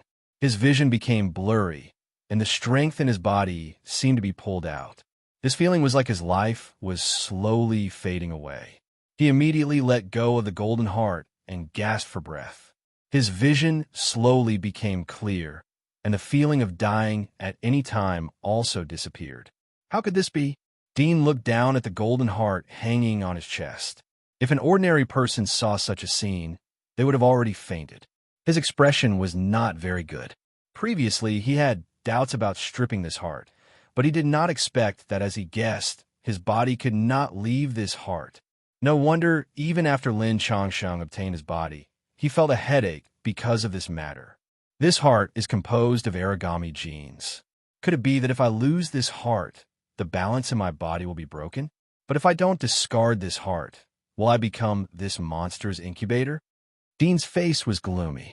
For him, this matter was more important than the outcome of the entire battlefield. It was directly related to his life. Although he did not want to admit it, the current situation was that he could not leave this monster's heart. If I can find my original heart, there may be a way, but that heart is in Crimson Moon's hands, and I don't know if she abandoned it or not. The possibility of finding it is slim, or I can replace it with something else. Dean's eyes flashed slightly, and he lowered his head to think. After a moment, he had an idea in his heart. Although his current situation was very bad, it was not hopeless. He had thought of several solutions, and the possibility was extremely low, but he could try. After thinking of a way out, Dean calmed down and stuffed the golden heart back into his body. At the same time, he decomposed the human heart in his body, turning it into flesh and blood. With his current body, the human heart could not exert his power. Only this monster's heart could. I have to get rid of Lin Changsheng as soon as possible. If I can get that mechanical heart, there may be hope. Dean muttered to himself, looking up at the distant battlefield.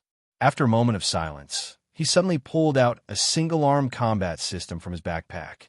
This thing was like an alloy arm, and it could be used for real-time positioning and communication. It was used by the spies to send messages. Dean turned it on, turned off the positioning system, and opened the communication device. He found a person called Zero, touched his chin, and thought for a moment.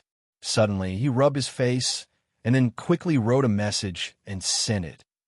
Reporting, General Manchi, the spy has sent a letter. Above the Southern War God Wall, in the Battle Bureau building of the 3rd Command Center, a technician received a notification from the computer. He opened it and immediately turned to report to the anxious general who was pacing back and forth. What message? Manchi stopped and slightly frowned. General, the information says that the mechanical army of the Troll Federation can't be used, and there's internal strife in the Federation. There's also a map of the Federation's first line of defense. The technician quickly reported, his voice sonorous and powerful. Meng Qi was taken aback.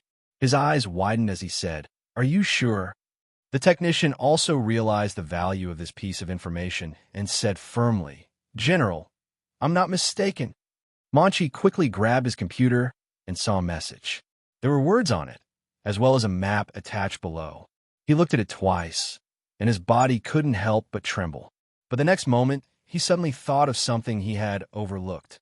He was shocked and felt a chill in his heart. He immediately said to the technician, "Check if the person who sent the message was the spy himself." "Yes." The technician nodded and quickly sat back in his chair. His fingers tapped on the keyboard, and soon a camera image appeared on the computer. In the image, there was a trench-like depression in grass. A middle-aged man with blonde hair was leaning against it. His face was resolute, and he had a calm temperament. Identity verification. The technician quickly typed a few times on the keyboard. Soon, a circular pointer scanned the face. At the same time, an identity information sheet popped up. The photo on it was enlarged and pasted on the face. It was a perfect match.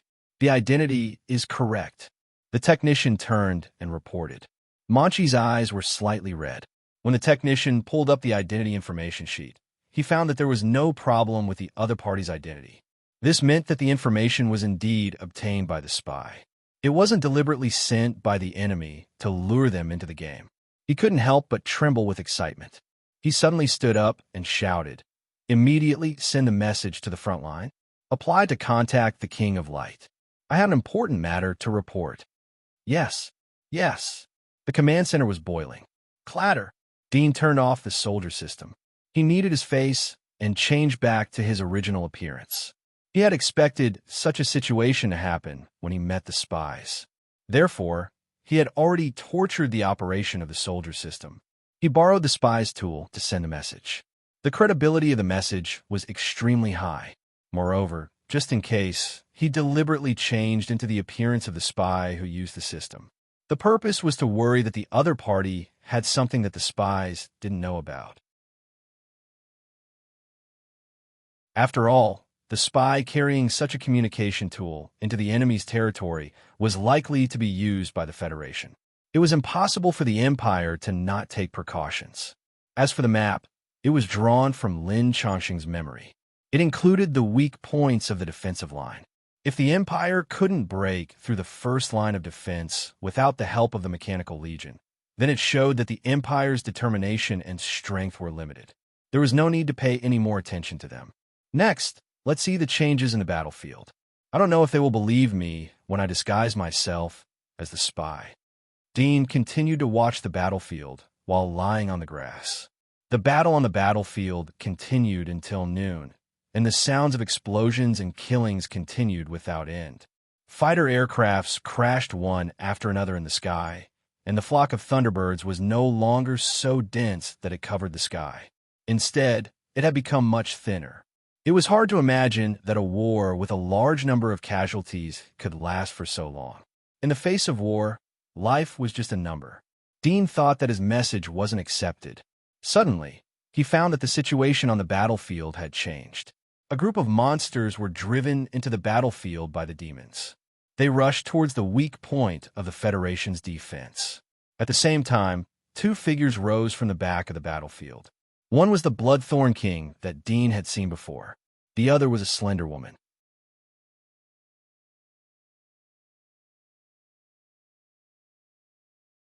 Chapter 1156.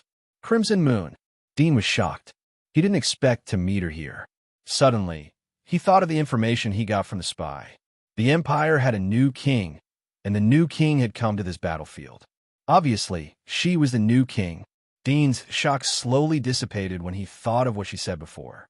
When she was studying him, Crimson Moon said that she would go to the Empire sooner or later and unify the world. This woman's ambition was no less than any man's. She could defeat the Light King, who dominated the Empire for decades. Not only did she become the king, but she was also the strongest king. It seems that the experiment was successful. Her body was most likely transformed into a divine fetus, or a body similar to a divine fetus. Dean's eyes flashed. Crimson Moon's research, technology, and philosophy were inherited from Burrow. She was a clone created by Burrow, but she had her own thoughts. Most of the knowledge she learned was taught to her by Burrow. Burrow had long been the king of the Empire. He didn't want to be controlled by the demonic worms, so he left the Empire and hid everywhere. Burrow's experiment was to make his body reach the realm of gods without the help of the demonic worms. He wanted to surpass all living things and become immortal. Crimson Moon's experiment was the same. Now that she had become the king, it meant that the experiment was successful.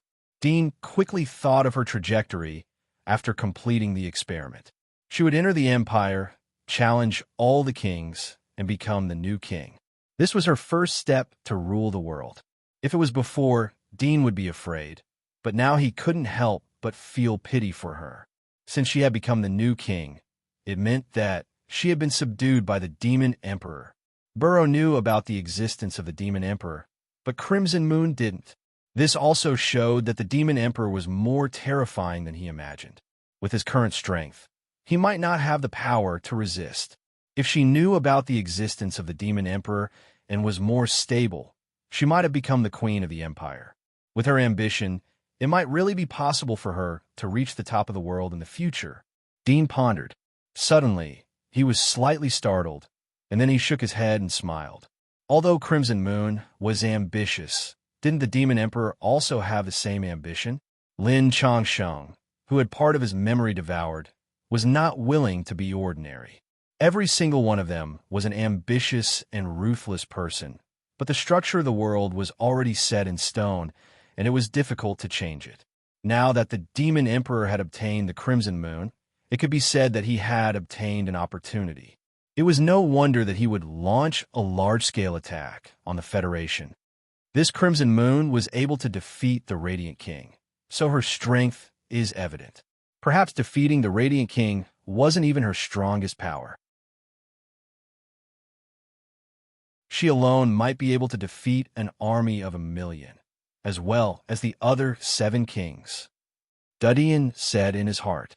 This speculation was not the slightest bit exaggerated. Crimson Moon was not a reckless person. She was cautious.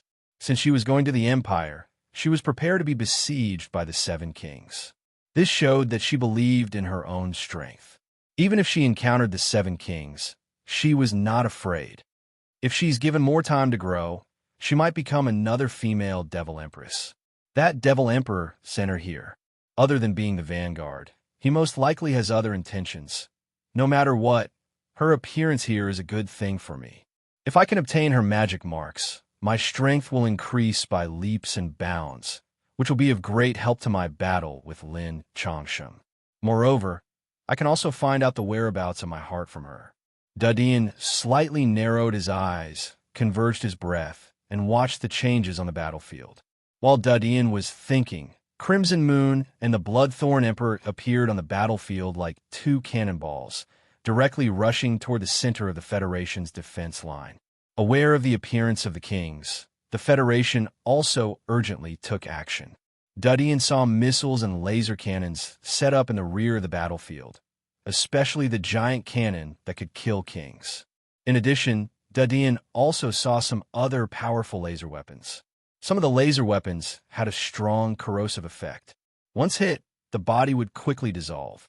Although the destructive power was not as strong as the laser cannons, it was still extremely terrifying. Dudian stared at them, wanting to see how Crimson Moon would deal with it. At this time, the Bloodthorn Emperor who was following behind Crimson Moon suddenly raised his hands.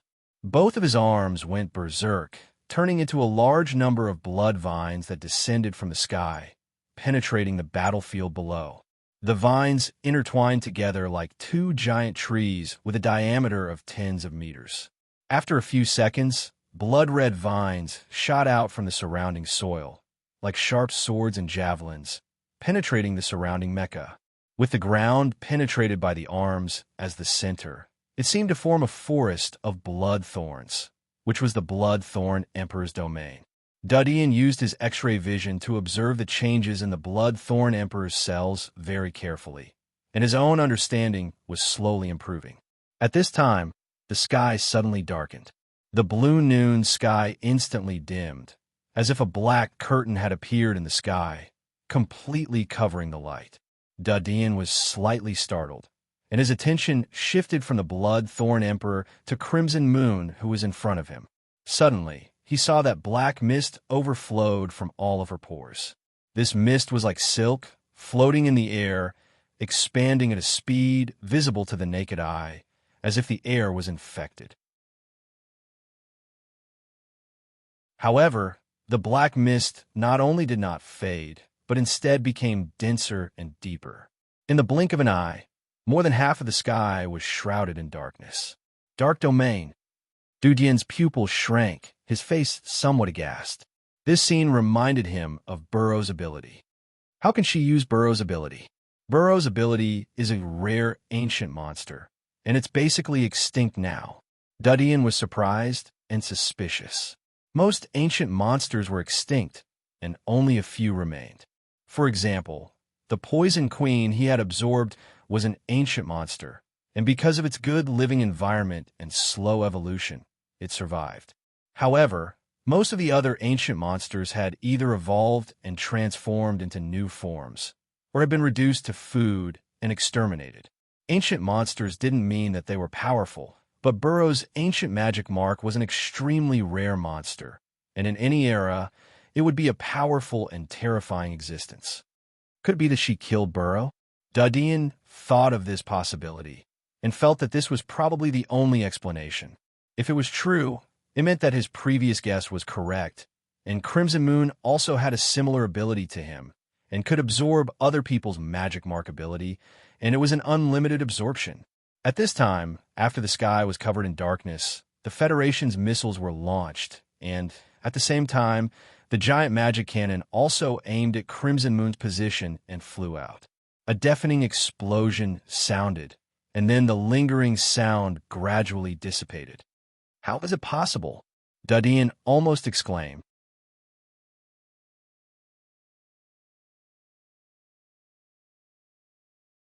Chapter 11:57. This ability can actually digest the giant demon cannon. Dean's face was full of shock.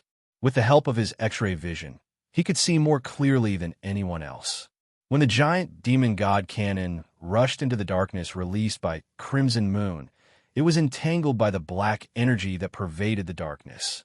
As the giant demon god cannon moved forward, the dark energy quickly penetrated inside and decomposed it.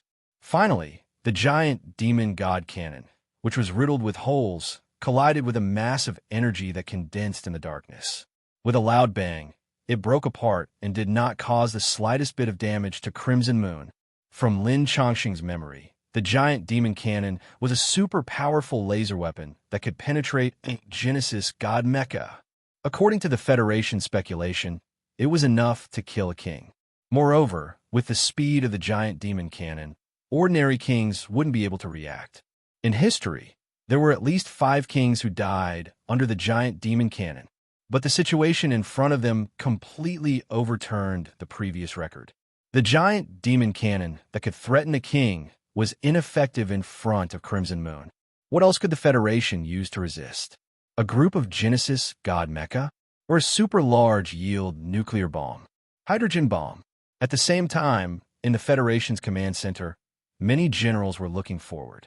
When they saw the giant demon cannon dissipate, but Crimson Moon was still floating in the air, there was absolute silence. Everyone's eyes widened in shock. Then their faces turned ashen and their bodies trembled slightly. What kind of monster is this? Someone trembled. She's the new king of the demons?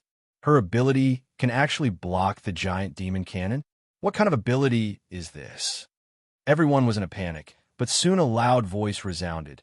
Immediately mobilize all the giant demon cannons. Aim at this female demon king and shoot her to death. Hearing this, everyone seemed to have found their backbone. They immediately calmed down and went back to their duties to command the battlefield. At this time, the situation on the battlefield changed dramatically. The darkness spread and quickly covered the edge of the battlefield, as if to surround the entire sky. Behind the darkness, the Bloodthorn Monarch's arms turned into blood vines. After taking root in the ground, they seemed to absorb the nutrients of the earth and quickly multiplied and split. The blood vines were like earth dragons that penetrated the ground. Mecha below 4 stars were instantly pierced by these blood vines, as if they were fragile pieces of paper. A forest of blood vines gradually formed on the ground, covering an increasingly large area. Just the appearance of these two monarchs had brought an overwhelming advantage to the battlefield. Dean had never thought that the power of a single person could play to such a terrifying extent in the war of millions of soldiers. The remaining 2 monarchs haven't even appeared yet, but the situation has already turned in their favor. I wonder what will happen if all 7 monarchs of the Empire arrive. But in that case, the Federation will launch nuclear weapons. Study in thought. At this time, Dean discovered that in the area shrouded in darkness, many of the mecha that were fiercely fighting with the Magic March warriors had malfunctioned. Some of them suddenly became sluggish, and some of them suddenly crashed into their companions in a straight line while flying. It seemed that they were completely out of control. Dean used his X-ray vision and found that most of the mecha systems were being interfered with by a special magnetic field. The 4-star Athena mecha that was fighting with the Abyss didn't have any problem. Yes, why didn't I think of it? Dean's eyes lit up. The Federation relied on the power of science and technology. Lin Changsheng didn't have a body, and his consciousness had infiltrated into the virtual host. Therefore, the Federation didn't implement the Magic March warriors on a large scale in the Federation. Instead, they used the power of science and technology to fight against the monsters and the Empire. The reason for this was that Lin Changsheng could control the entire Federation, and the Federation would have to rely on his puppet consortium, Terrace. Once the Federation became a society like the Empire, the Magic March warriors would be the main fighting force, and the dependence on science and technology would be reduced. Lin Changsheng's sense of existence would be weak, and he could even be replaced, enslaved, and eliminated. However, Lin Changsheng was able to rule the Federation because of the reliance on science and technology. But if there was no technology, no mechanical legion, no electricity, and no other energy sources, then the Federation would enter a primitive society. Lin Changsheng wouldn't be a threat then. If there is a way to stop the energy supply of the host city, or to use a magnetic field to interfere with the signal of the mechanical legion, then it would be tantamount to cutting off Lin Changsheng's hands and feet. Dean's eyes lit up. At this time, there was another change on the battlefield. The Federation launched a lot of technological weapons, and more than a dozen giant magic cannons were fired at the same time, bombarding the Black Curtain. However, the effect was not great. After tearing a few holes in the Black Curtain, it didn't take long for the Black Curtain to sew back together again. With the Federation's technology and detection instruments, they couldn't find the exact position of Crimson Moon. What they were aiming at was Crimson Moon's avatar condensed from the dark energy in the Black Curtain. Only Dean could barely sense the position of Crimson Moon's real body through his X-ray vision. It was hidden in the depths of the black curtain. In this black curtain, Crimson Moon could condense an avatar at will, and she could hide anywhere. It was like a domain that she controlled. Under the leadership of the two kings, the Magic Marks warriors on the ground charged forward, forcing the Mechanical Legion to retreat step by step. There was a large number of casualties. When the black curtain appeared in the sky, a large number of fighters crashed, and the remaining fighters had to fly back to the apron at the back of the battlefield. The Thunderbird in the air seemed to be extremely afraid of the black curtain. Without waiting for the fighters to retreat, it took the initiative to fly away from the black curtain, seemingly rushing to a higher position.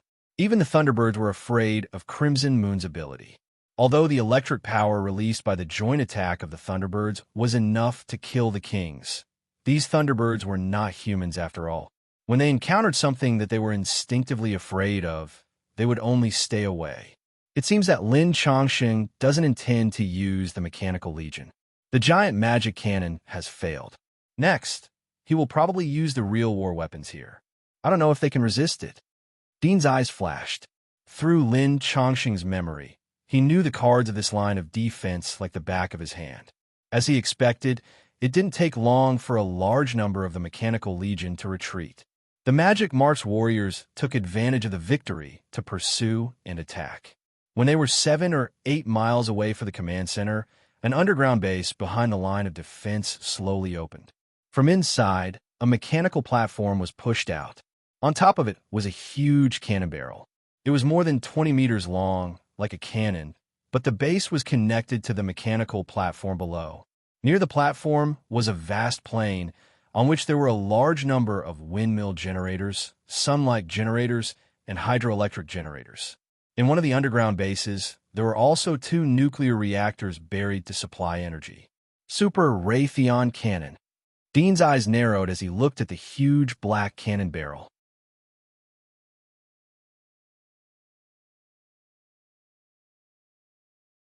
Chapter 1158. Boom! When the Super Raytheon Cannon appeared in Dean's eyes, a dark purple light appeared in the muzzle. In the area more than 10 meters away from the muzzle, the air was slightly distorted. Electric currents flashed like a storm magnetic field. In the center of this magnetic field, there was a clear, straight line. There were no electric sparks flashing in the air, like an invisible, transparent pipe. The next moment, the flashing electric light in the air suddenly condensed and shrank to the straight line without electric sparks, in a straight line with a muzzle. Boom! It was as if a thunderbolt had exploded on the ground. The violent sound was deafening even from more than 10 miles away. Dean felt a burst of numbness on his skin, as if a weak point had been touched. His hair seemed to slightly curl up, as if it had been split open by the static electricity. A purple light beam pierced through the sky, leaving a mark on his retina. The next moment, the black curtain that permeated the entire battlefield was suddenly torn, drawing a purple crack, like a black painting being cut open. Even with Dean's eyesight, he couldn't capture what happened at this moment. Without any foreshadowing, without any pause, the Super Raytheon Cannon gathered energy and fired at a speed beyond Dean's imagination. Perhaps when it was pushed out, it had already finished storing energy. After being startled for a moment, Dean quickly reacted and looked at the battlefield. The black curtain was torn, and the blood-thorn forest behind the black curtain was also penetrated. The Bloodthorn King, who had long been hiding in the depths of the Bloodthorn forest, had unexpectedly disappeared. The next moment, Dean saw that the Bloodthorn forest that was constantly expanding its territory, all the vines stopped moving. Then they twitched, softened on the ground, and quickly split, dissolving into bright red blood. In an instant, a sea of blood appeared on the battlefield, soaking and submerging the rest of the broken limbs. Even some broken mecha were covered by the sea of blood, dyeing the surface of the mecha blood red. Dean's golden pupils slightly shrank. He quickly searched the battlefield, but couldn't find the figure of the Bloodthorn King. Dead! Dean sucked in a breath of cold air, his face full of shock. The Bloodthorn King, who could almost control the situation of the war, had died just like that. It was simply terrifying. Suddenly, he thought of Crimson Moon in the sky. He hurriedly looked up and saw that the torn black curtain was gradually wriggling, as if it was slowly recovering. In a corner of the black curtain, there was an extremely dark figure. From the silhouette of the figure, it was Crimson Moon. She didn't seem to be injured. That shot should have been aimed at her. She and the Bloodthorn King should have been in a straight line. With the destructive power of the Super Raytheon cannon, it should have been enough to kill 2 birds with 1 stone. But she didn't manage to dodge it. It seems that the target wasn't her real body, but a dark energy clone. Dean's eyes were dignified. Crimson Moon didn't have enough time to react due to the speed of the shot and the fast charging time. It was obvious that the target of the Super Raytheon cannon was wrong. If he wanted to fire a second shot, it would take at least 30 seconds. The previous shot had depleted 1/10 of the electricity on the battlefield. Although 1/10 did not sound like much, this was the central battlefield of the Federation, supplying the charging and operation of countless mecha systems. 1/10 of electricity was already extremely terrifying. When she spreads out her domain, it will be very difficult to kill her. The hidden figure that I saw might not be her real body. It might also be her doppelganger, whose purpose is to confuse the higher detection instruments. Perhaps her real body has already merged with the darkness, and there is no difference at all. Dean looked at the black curtain in the sky. He had to say that Crimson Moon's ability was too troublesome to deal with. Perhaps he would have to go berserk with his son Beast and completely dissolve her domain when the sun was at its strongest. But he didn't know if this was her last card. While Dean was thinking, a beam of light suddenly crossed the sky from the battlefield of the Empire. It was like a particle beam, extremely fast, far exceeding the speed of sound. It flew in an arc towards the position of the Super Raytheon cannon. The King of Light. Dean saw that there was a human-shaped light particle cluster in the beam of light. He immediately thought of the identity of the other king. At the same time, the black screen in the sky also changed. A huge pupil suddenly condensed in the black screen. The pupil was incomparably red, like the eyes of a demon beast, but also like a blood-red sun that was not dazzling, overlooking the entire world. Dean was in a trance when the pupils appeared. There was a feeling of dizziness. The next moment, he saw a familiar figure appear in front of him. She was smiling sweetly towards him. It was Aisha. Dean's body trembled the moment he saw her. He was so excited that every cell in his body was jumping. Even if he faintly felt that it was an illusion, he didn't want to think about it. He even wanted this moment to continue. Even if it was fake, it was worth it if he could see her. However, Aisha, who was smiling sweetly, suddenly changed. Her whole body emitted a black smoke-like atmosphere, as if she was possessed. As the black smoke spread out, the smile on her face was covered. Her expression unconsciously became cruel, cold, and even her whole face changed. Under the transformation of the black smoke, she became an incomparably ferocious undead. Her hair was flying in the air. Instead of saying that she was an undead, it was better to say that she was a peerless corpse emperor. That kind of monstrous aura was not something that an ordinary corpse king could imitate. Dean was about to step forward, but suddenly stopped. He was startled for a moment. The next moment, his fingers slowly clenched into a fist. King of Demon Eye. A strong, murderous aura exuded from Dean's body. His pupils had turned golden, and there were 2 flames burning outside the golden pupils. The flames were close to his skin, but they didn't burn him, because he could control the heat of the flames. But the heat of the flames on the outside air would burn and distort it. Golden cracks appeared all over his body, and golden flames appeared on the cracks. In the sky, the blood-red giant, I suddenly turned slightly. There was a bit of doubt in his eyes as he scanned the battlefield. Just a moment ago, he suddenly felt a strong, killing intent aimed at him. This kind of killing intent made him feel a chill in his heart.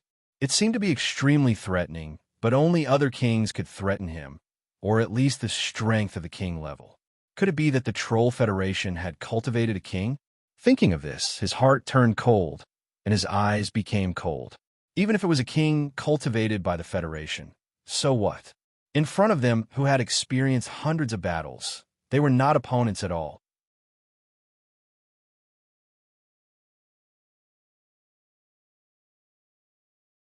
Chapter 1159. Bang! Dean was startled by a loud noise. He turned his head and saw that the metal platform where the Super Raytheon cannon was located had collapsed. The special alloy barrel that guided the lightning was cut off. The cut surface was sharp and neat. In the air in front of the platform, there was a figure in a white robe that looked like a priest. He was wearing a golden lace hood. His back was straight like a sharp sword. Dean's pupils shrank. His eyes flashed for a moment. The overflowing murderous intent in his heart gradually converged. He calmed down. He knew that it was not the time to settle accounts with them. After destroying this Super Raytheon cannon, thousands of soldiers and horses suddenly rushed out of the darkness in the sky. They were either ferocious or burly figures. Some looked like human knights, some looked like ferocious mobs, and some were huge monsters. All of them were made of black fog. They rushed out of the darkness, stepped on the sky, and killed the Mecha Legion on the ground. This scene was like an epic and extremely shocking.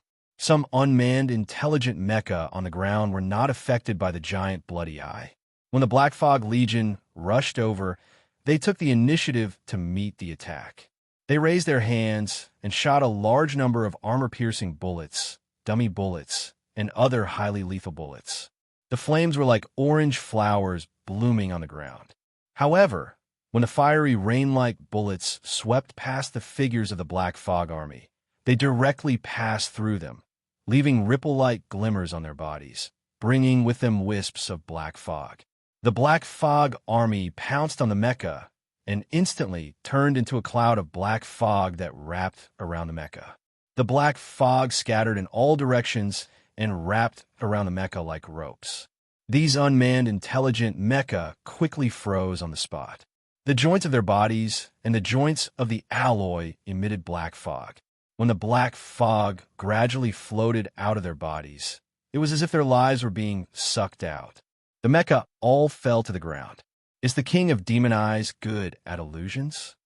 Dean looked at the motionless mecha warriors on the battlefield. Then he used his X-ray vision to look at the command center. The heat source figures inside were also standing in the same place. They did not move. It seemed that they were all under the illusion. He frowned slightly.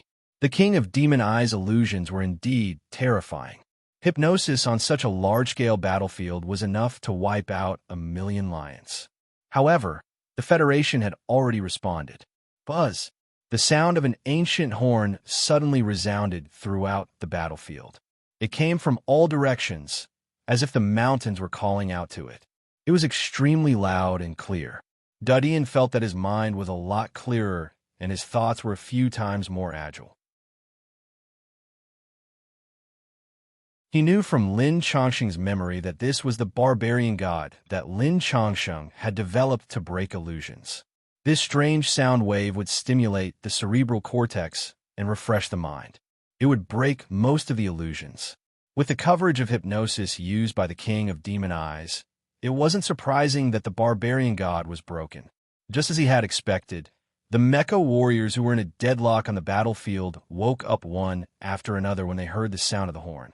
This included the generals in the command center. Very quickly, the battle began once again. However, in the short 10 seconds when they were caught in the illusion, the situation on the battlefield had already become overwhelmingly tilted in their favor. Those Magic Marks warriors did not stay idle.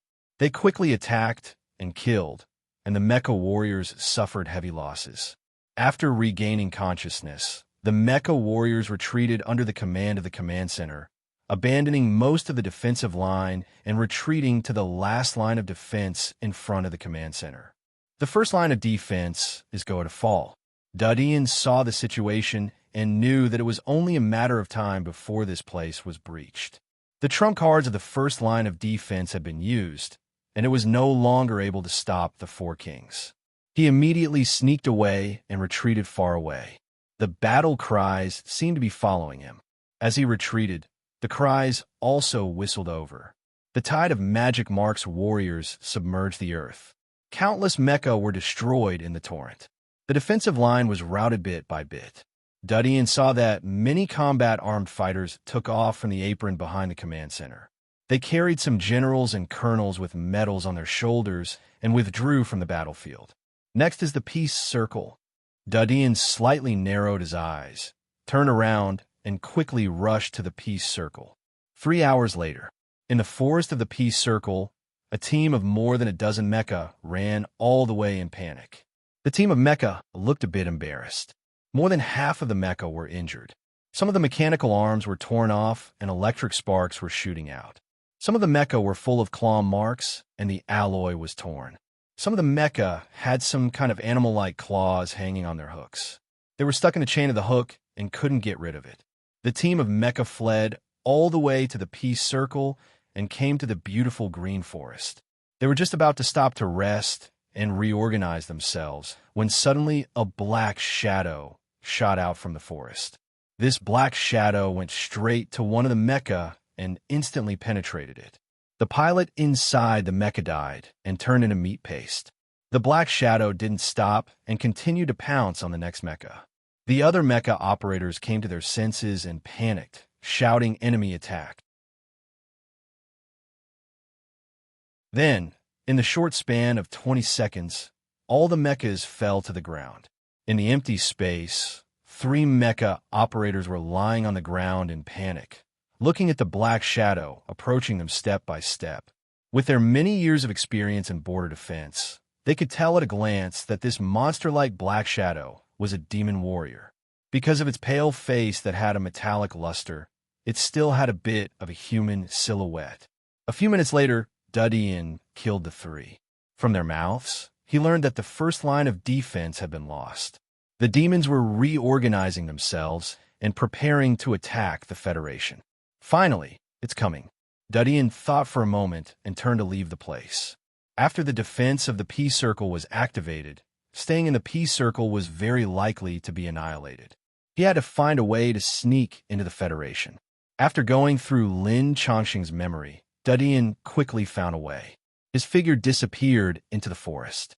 The smell of blood permeated the forest, and the little monsters that lived in the forest became restless. Smelling the stench, they picked up the corpses of the dead pilots on the ground and gnawed on their heads, arms, and bones, making crunching sounds. Less than half an hour after the group of monsters had their meal, the surface of the lake by the edge of the forest suddenly shook slightly, forming ripples. Soon after, the entire earth trembled slightly, and many of the monsters that had been resting after eating stood up from the ground, looking warily into the distance.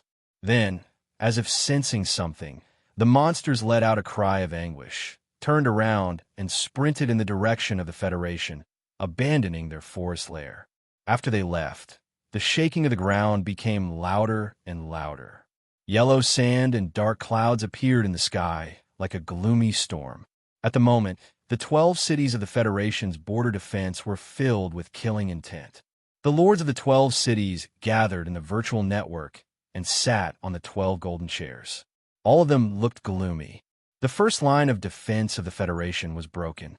This kind of thing had happened before, but it was very rare. Every time it happened, there would be an earth-shattering and tragic war. It was the time when the demons invaded. After each war, the vitality of the Federation would be greatly damaged. It would take more than 10 years to recuperate. According to the BattleNet, they have already stepped into the peace circle.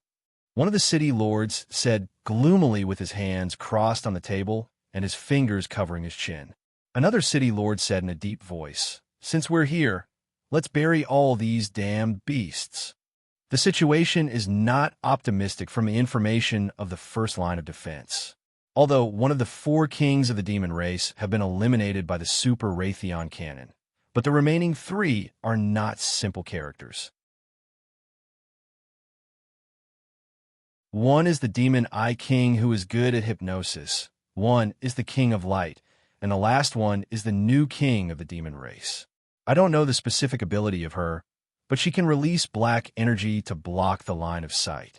She can use the black energy to attack and penetrate the armor. The effective mecha is very weak. Perhaps the only way to deal with her is to send out the Magic Beast Legion or the Undead Legion. I suggest that we activate the defense system of the Peace Circle. Moreover, we should apply to the President to use the MT2 hydrogen bomb and strive to catch them all.